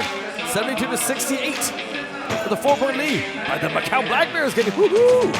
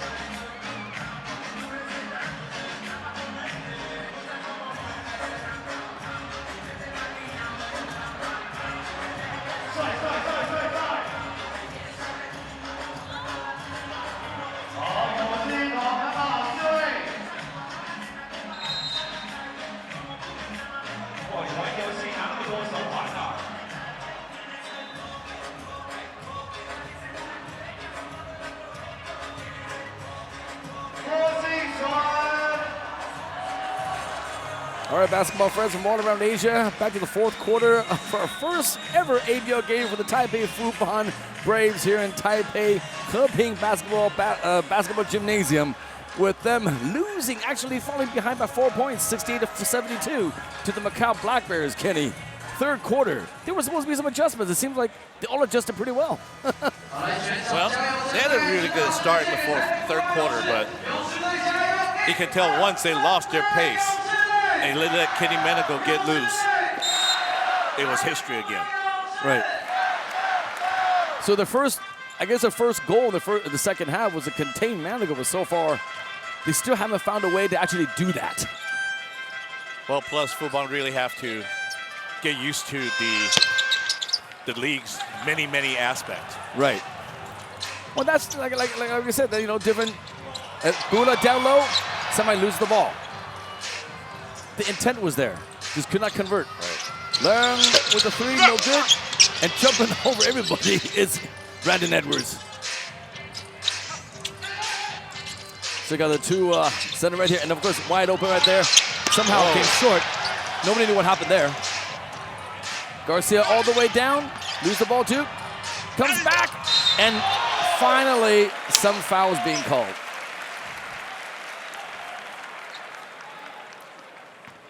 But of course, Lai Gatong doesn't agree. Number 11. He thought he had him clean.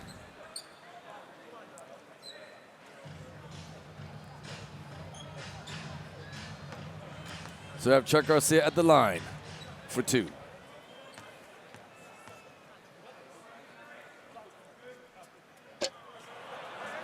Like you say, their free throw has been their kind of an Achilles today, huh? For the Fubon Braves.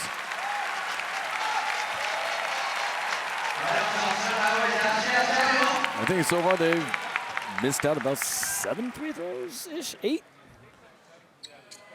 Got that one. 1 for 2 for Chuck Garcia.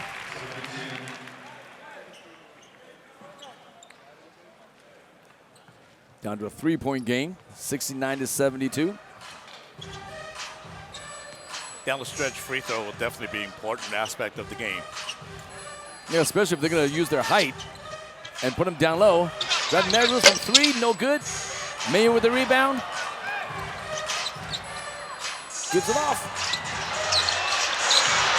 Kuala grabbed the rebound and basically just shoved it back in the hoop.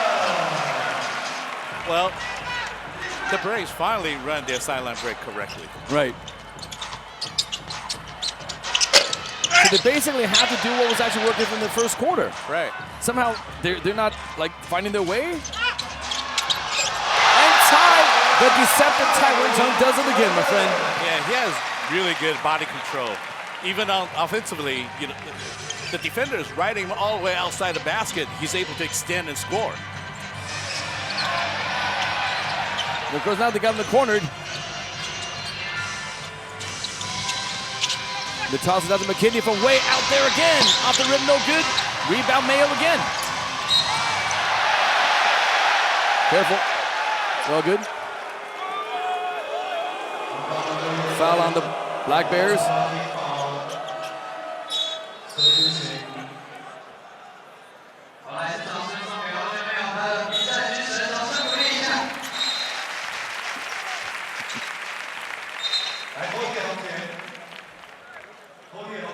And everybody here in the capacity crowd, they really appreciate the effort.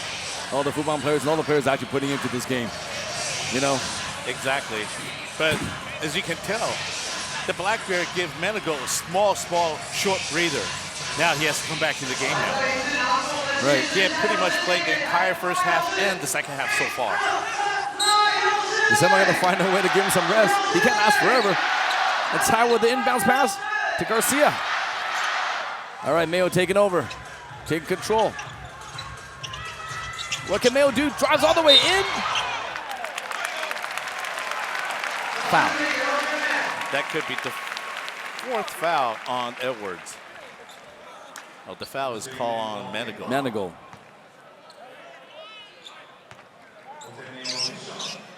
Yeah, the foul, like before you actually put it up. Actually went up. It's still a shooting foul. 2 for Mayo. First one good.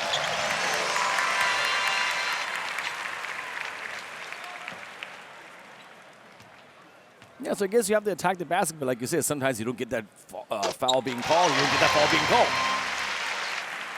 Exactly, but, you know, as the game progresses, toward the end of fourth quarter, you will see the fatigue factor coming settling in place. Right. And it's very obvious that, you know, McKinney's shooting percentage from an outside dropped drastically in the second half. And Manigault still finds a way to get the ball in the hoop. 2 more. After a short breather, Manigault still full of firepower. Yeah. Let me tell you, he's just unstoppable today. Garcia with the ball. He got a mismatch right here. Can he push him in all the way? Oh, he got help. Put it back up. Bula got that, no foul.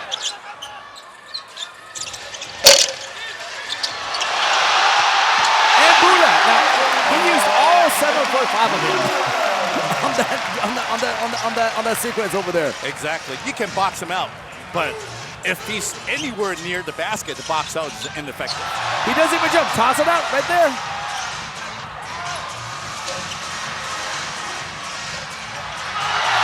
And Garcia with the follow-up. 2 missed layups, and that's how you're going to come back. Young kids, don't sit back and watch. You got to follow up. Things like that happen. Well, once you let Fubon center and power forward get underneath the rim, there will be a buffet of offensive rebounds. Because in size and height and reach, it's full advantage. Right. So that's what the height came to full advantage.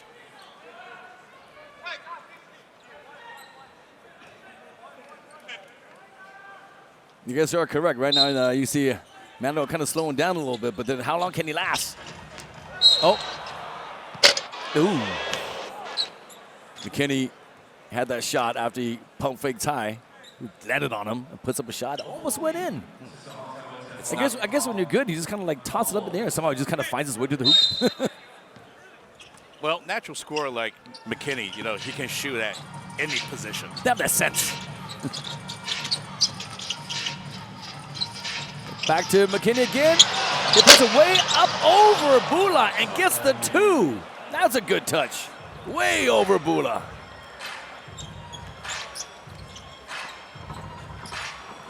That's what a good scorer does. Find a way to score. Yep. Stack pick. And Mayo just got stuffed over there. It's okay. But he went through the hoop. Well, it's defensively, you need to communicate. You know, Right. That's great communication because going through the double stack pick, Edwards picked up O.J. Mayo just right off the, you know, the 2 defenders. Right. All right, coming in is the Beast DJ again. Can you bring it back, the passion of everybody in the stands right now? People just love him. Ling has the ball. Toss it out. Chuck, what's Chuck going to do? Chuck comes up and puts up the layup and one. Well, when Sim and Chuck gets on the court at the same time, it's really difficult for the Black Bears to decide which player needs to be stopped. Right. Because right now, Leon stopped, tried to guard Garcia, and obviously it's a mismatch. Right. And McKinney or Manigault has to leave their men to double team almost every time. If it's double teams too late, you can't stop either of them. Especially when you're talking about the fatigue factor, you know. In the first quarter, you can bounce off of Bula, bounce off of Garcia. In the fourth quarter, you're playing all game long. You're gonna be losing some of that strength, my friend. Exactly. But McKinney's still going fast. He's just creating his own shot right now. Right. That takes a lot of energy. Yes. It's still 13 foul. He's drawing a lot of them. Yep. But that's what happens. You leave him alone, he's going to shoot from the outside. He's going to drive in on you. You know, he finds that gap between the defenders. See, he created his own shot. He backed him up, came back out, found his own space, and put up the shot for 2. Exactly. You can't stop that. You got to double team, triple team, or do something. Well, especially if you let him push off like that. He's creating his own space by pushing off. Well, I'm sure everyone's pushing off, my friend. You know, I mean, like, the thing is, you gotta counteract that and not let him get, push you off. That's how I look at it. And Bula got the ball. No need to foul Bula down there. Can you imagine 7-5 and put up a layup and he kind of fell short? No, he just kind of rolled over the lip. That's called very good touch. The weak side help should just let it fly by because you only give them an extra point. Exactly.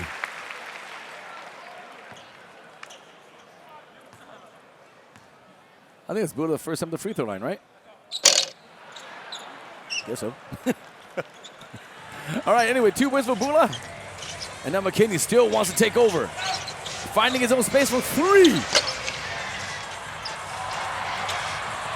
Oh, there we go.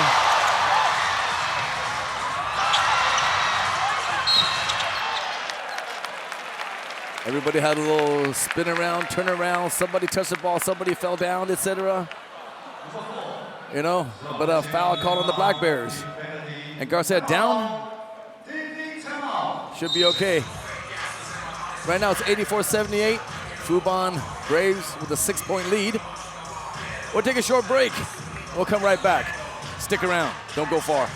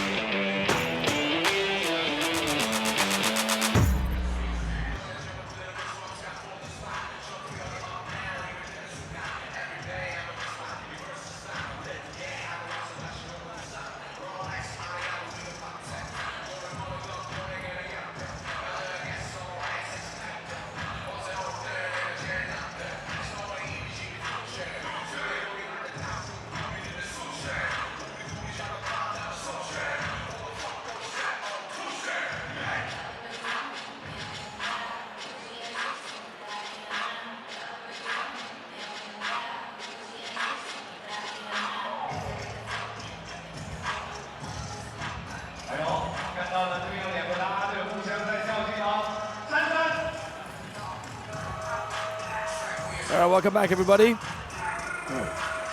a very good inaugural matchup. The very first matchup between the Taipei Fubon Braves and the Macau Black Bears. Now, of course, what we're looking at are the very cute and beautiful Fubon Angels, the cheerleaders. Trying to hype up the crowd right here. Capacity crowd, Kenny. Close game, 84-78. But it looks like the Black Bears are getting a little bit fatigued. How do you look at it? Well, I see Fubon has really attacked the paint the last 5, 4, 6 possessions. Right. The results, high percentage shot or drawing the foul. And another byproduct of this kind of attacking of the paint that gives a Black Bear a lot of pressure is that their main 4 scorers all have 3 personal fouls already. Right. So they cannot afford to, really fouling the paint again. Right. But I'm positive that Fubon Braves is not going to stop attacking the paint with 4:51 remaining. Yeah, especially with the size and height. They really got to go down there and really make the Black Bears work and really use a lot more of their energy down the stretch. Garcia with 2 made free throws, 86-78, their biggest lead so far, except, from the onset. Well, Garcia is about 75% free throw shooter. Right. So, after missing 3 in a row, he's going to make the odds, the percentage is going to catch up. And McKinney created some space, and Edwards had a very good rebound, but then again, Garcia never gave up and just really say, not this time, my friend. Well, that's the thing with weak side help, because Bula already made him have to dodge 1 shot. So Garcia came in out of nowhere, reject the ball, and the transition point continues. So basically, Garcia came from one end, did the deflection, and then came back and scored 2 more points. All right. Well, that really got a crowd going, my friend. Garcia really coming into his own right now. All right, we'll take a short break. We'll be right back.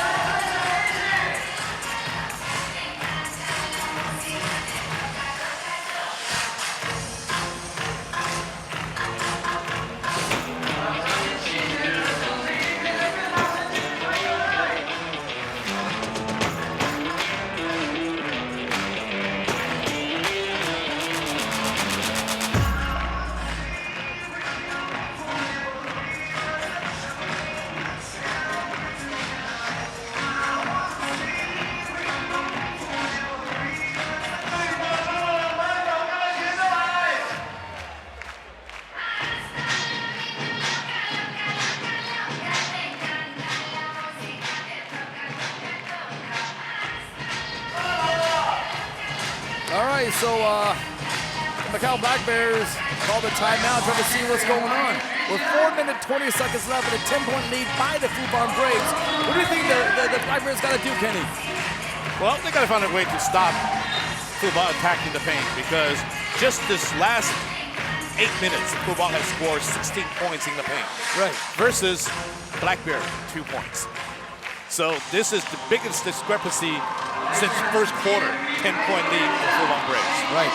So basically, in the second half, I think Fubon has successfully stopped the Batman-Robin combination.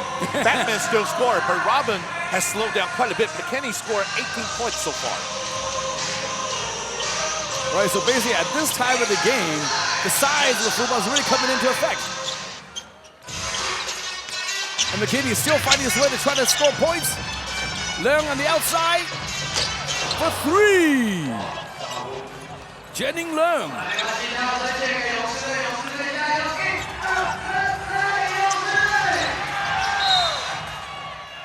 And a loose ball on the ball goes back to the Black Bears.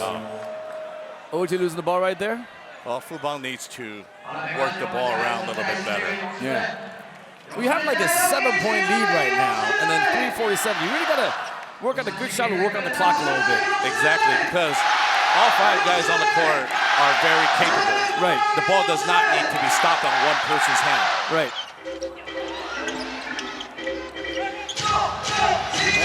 Warren now with the rebound. Oh, the shot no good. Bula with the rebound. So now just have to really take out some time on the clock.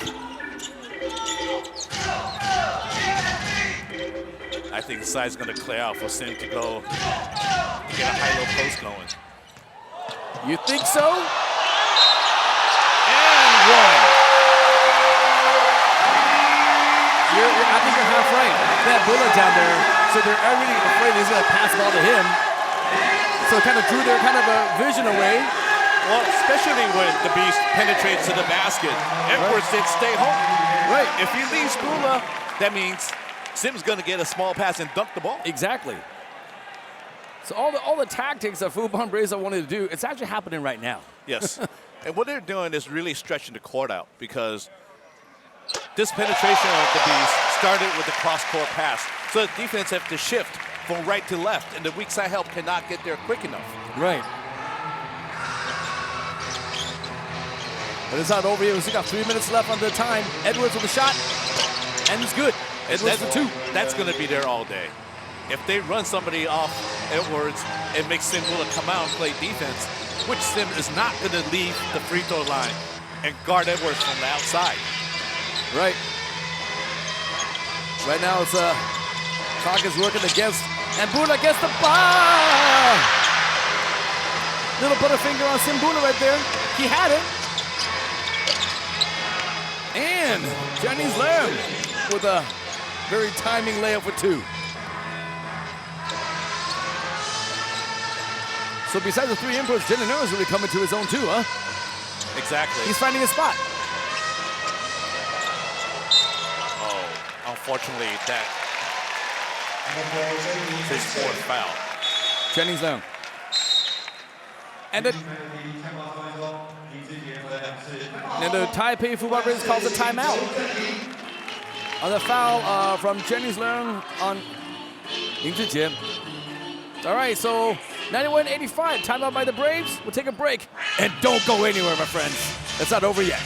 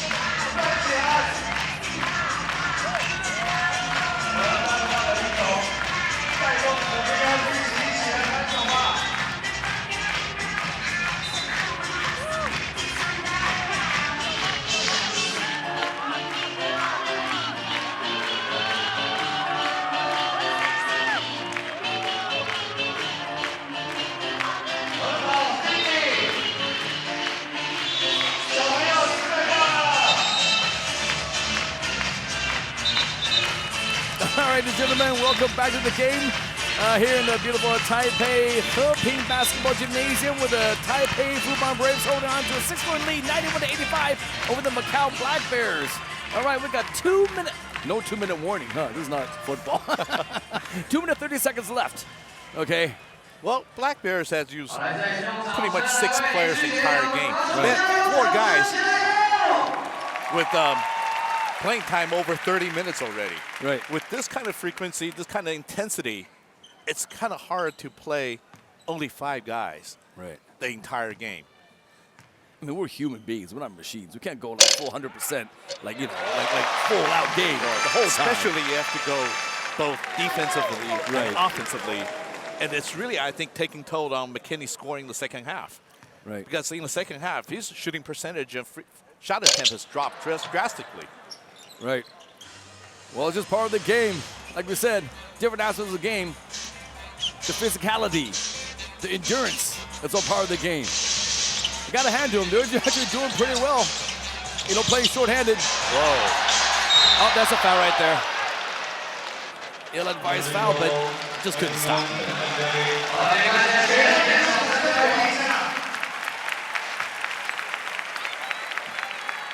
We got oh,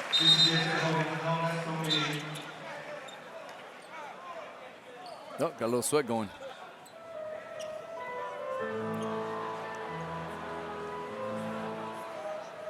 Especially this time of the game, everyone's gonna be very, very sweaty, my friend. Right. Lai has really put the clamps on McKinney the last possession. Right. And with the shot clock winding down, the Black Bear dodged a bullet and gained another 14 seconds, another shot at this. So really, they're still semi in it, but they really gotta take advantage of these few possessions. Jennings to McKinney. McKinney drives in front of Bula, and it's 2. McKinney. Bula just let him shoot.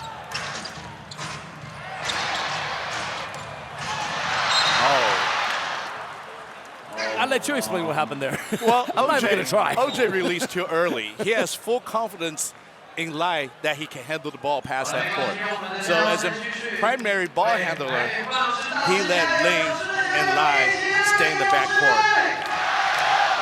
See, that's Black Bear all of a sudden pressured the inbound pass, and they couldn't get the ball in.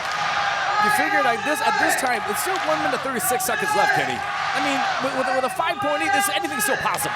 Exactly. They needed that position. Actually, just take some time, a kind of time off the clock, and actually, be in a sort of a time advantage. Well, but somehow you said with all the experience of all the people, somehow this is the first game of the season. So, but there's no excuse for mental lapses.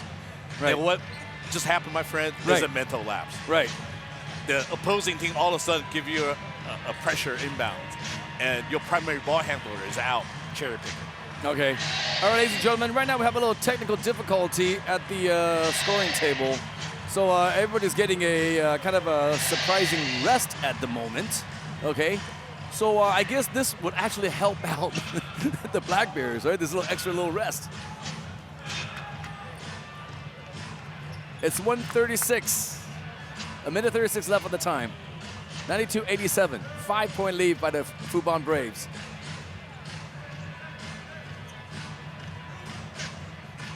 Now I'm going to try to figure out what is going on at the scorer's table, Kenny.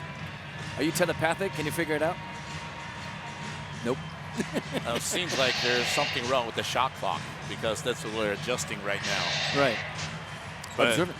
You know, the third and fourth quarter, the second half of the third quarter and the fourth quarter, Fubon has dominated offensive war 7-1. And that has been the whole story of this second half of the basketball game. But somebody still got to stop the scoring threat of like a man ago, right? And McKinney. And they're still going at it. And they have the ball right now with 1:26 left. It's a big possession right here. 4. And they got 2 from Edwards. And now full court press. Full court press.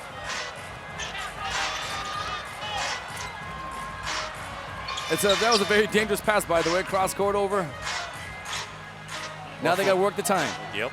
Fubon tried to get the game down to less than a minute. OJ with the ball.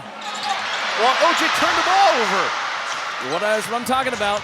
And McKinney with 2 more. And now it's a 1-point game with under a minute left. Fubon taking a timeout right now. So, like I said, Kenny, okay, you explained the last one, right? You call that mental lapse. This one, would you repeat yourself again, saying it's a mental lapse? Well, actually, OJ tried to hold the ball for too long. Right. With the men down in the post, he should get rid of the ball real quickly because there are 2 players on him. And Fubon needs to have somebody to get in the good angle and good receiving spot. Look, he's got double team right now.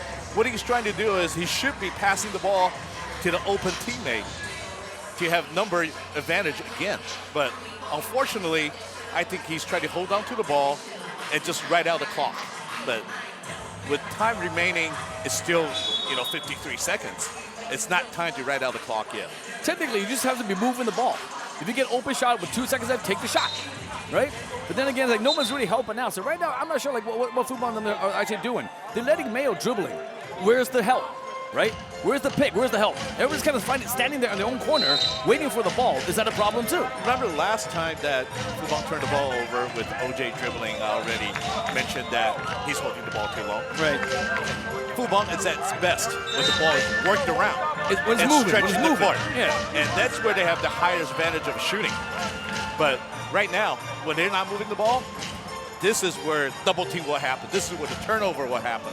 And this is what Fubon Braves cannot afford to happen right now. All right, they had a comfortable 5-point lead with like over a minute left. Now in a short while, the Black Bears scored 4, I guess, 6 unanswered points. 6 unanswered points? Yes. So this is a huge possession for Fubon right here. They have to score on this one. And Mayo wants to get something back, and they lose the ball. Oh, that's 3rd turnover in a row. Now this is a big possession, And Jennings, no good.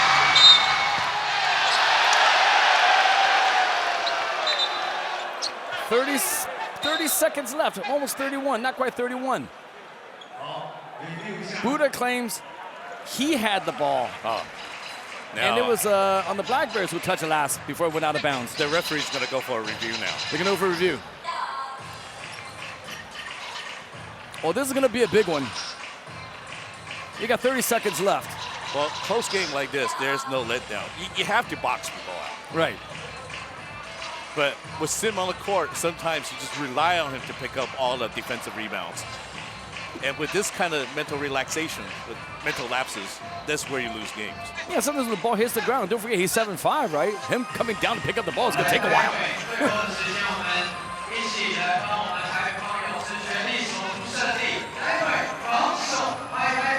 So right now the review is still under review. So let's say Fubon doesn't have the ball. Let's say the Black Bears have the ball. What would you do if you're the Black Bears? Well, I will probably run down the court. Run down the clock a little bit with 14 seconds left and put pressure on Fubon. Because if they run down to 14, this is no change of call. Would you take a quick shot? Actually, for 2-for-1, yes. Yeah, would you take a quick shot? But right now, I'm not sure what kind of percentage you can get with a quick shot. So if they can get a set play in and shoot right after they catch it, maybe it's good for a 2-for-1. All right, let's see what they do. Pass out to Edwards. He's not going to shoot it. Looking for some time. Well, there was a 2-for-1, I guess. Still looking for the short 2 points. And rejected by Bula, and a foul! That should probably be an intentional, possibly. It's intentional foul. That would be a free throw? That would be 2 free throws. And the ball, in possession. That should be That's a huge block. Just when you thought it's safe to jump in the water. I don't think Bula jumped on that one.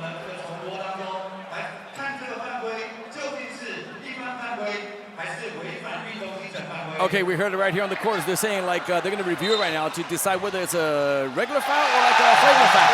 It is a flagrant foul, especially the FIBA rules. Once you on purposely grab someone like that. Yes.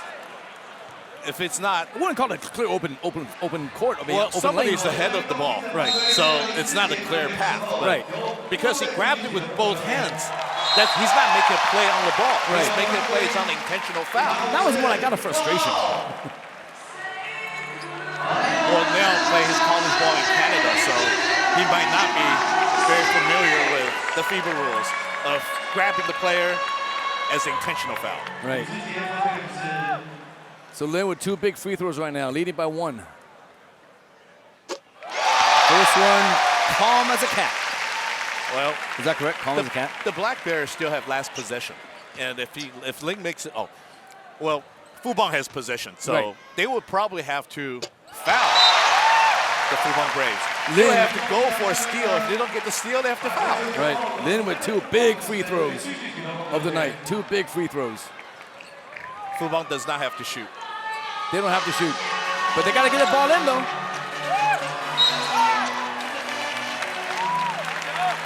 They foul quickly again. Yep, they foul quickly. That's the only option. Right. You know, hope you missed a free throw. That's the only thing.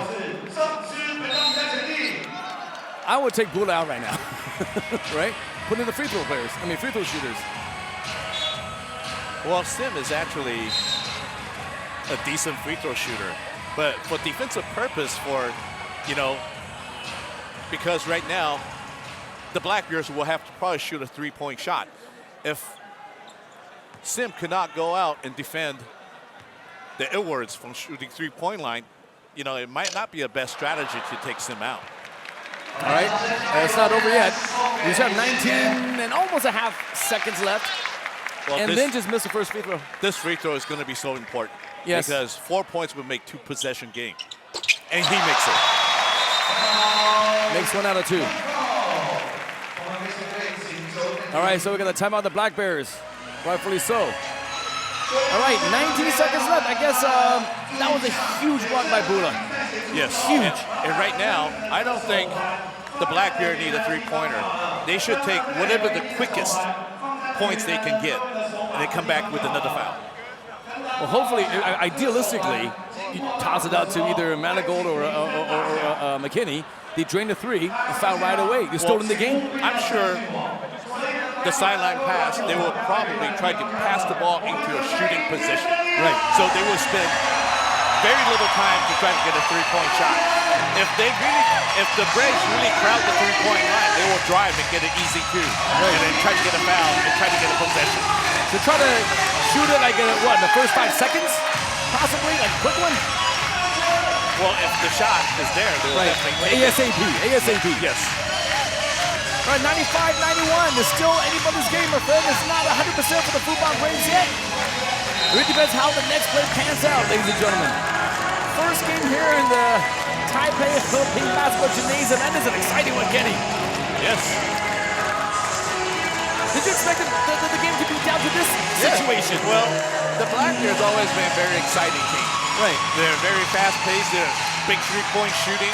You can just tell by their lineup with nobody over 6'8", and they defend in the paint like there's no tomorrow. Right. Although at the second half, the Braves really dominated paint, but the entire game, Black Bear has taken punch step by step. Right. Matching punch for punch. All right, here it goes. 19.38 seconds left. Black Bears get the ball in. McKinney with the ball. What's he going to do with it? Manigault gets the ball. And he gets steal by time. And back it up. What's he going to do? And the Black Bears just say, you know what? Merry Christmas, Happy New Year. And ladies and gentlemen, final score 95-91. So they just kind of go, you know what? Let's just end it up with that. Well, the Black Bears tried to get a 3-point shot. That was the biggest problem. They didn't take the first available shot and try to foul and get another possession. Right. So with this kind of thinking, they made an extra pass, and that wasn't there. Oh, wow. So basically, they probably should have went for the quick 2 and then, rely on the remaining time on the clock. All right, 95-91 final score. Fubon Braves beating the Macau Black Bears. Wow, what an exciting game. I need to take a breath. You need to take a breath. We'll take a short break, and we'll be back and talk a little more. Woo! Game number 1, my friends.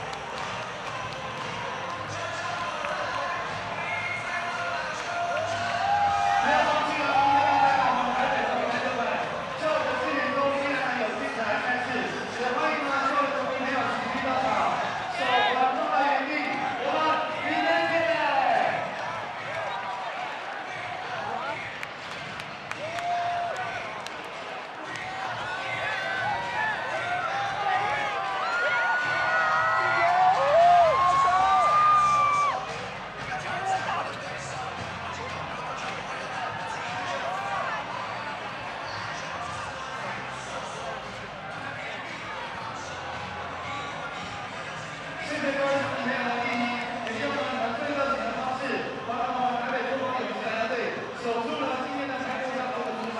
我们明天见，再次提醒大家手环放在原地，不要出去把它被抓了。谢谢。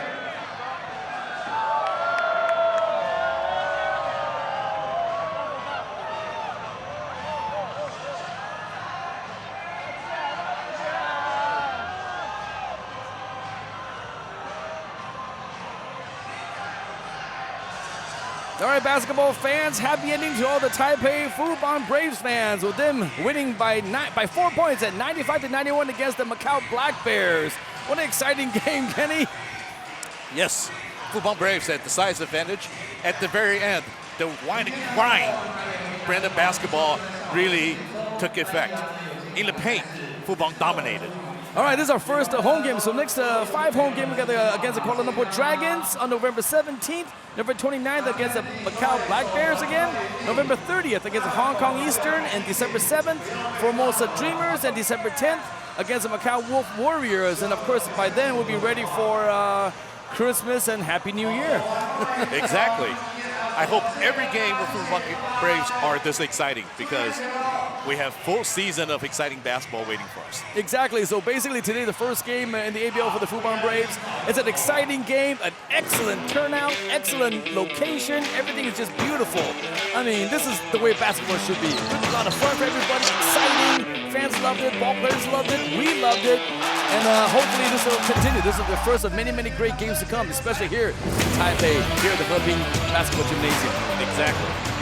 And during the game, you can tell that at the very start, Fubon was really like a thoroughbred horse, ready to get out of the gate. Exactly. And plus the Black Bears were really offensively ready for them. And turning the ball over caused a lot of problems. Right. But they fought hard, and they really, exactly. Tried to stop them in the paint and everywhere else. As you can see, some of the highlights, yes. Goal was like unstoppable. Unstoppable, exactly. Some of the highlight films are some of the great plays that played by both teams this afternoon. It's actually a really treat for all the people, all the friends who are here in Taipei today, all right? Anyway, once again, thank you very much to the Taipei Fubon Braves beating the Macau Black Bears. Thanks, folks. See you next time.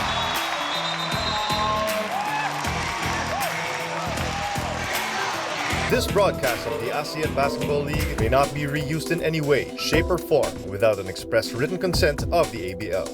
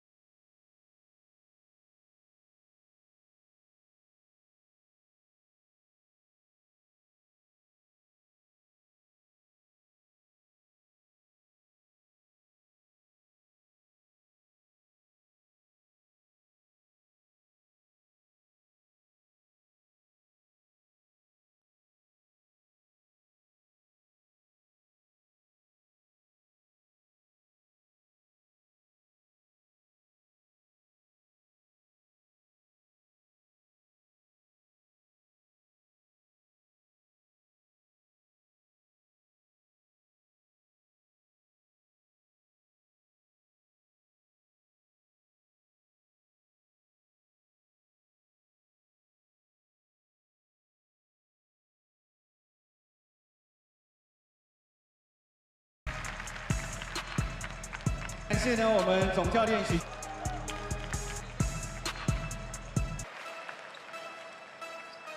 用最热情的掌声欢迎陈友元寿连志杰。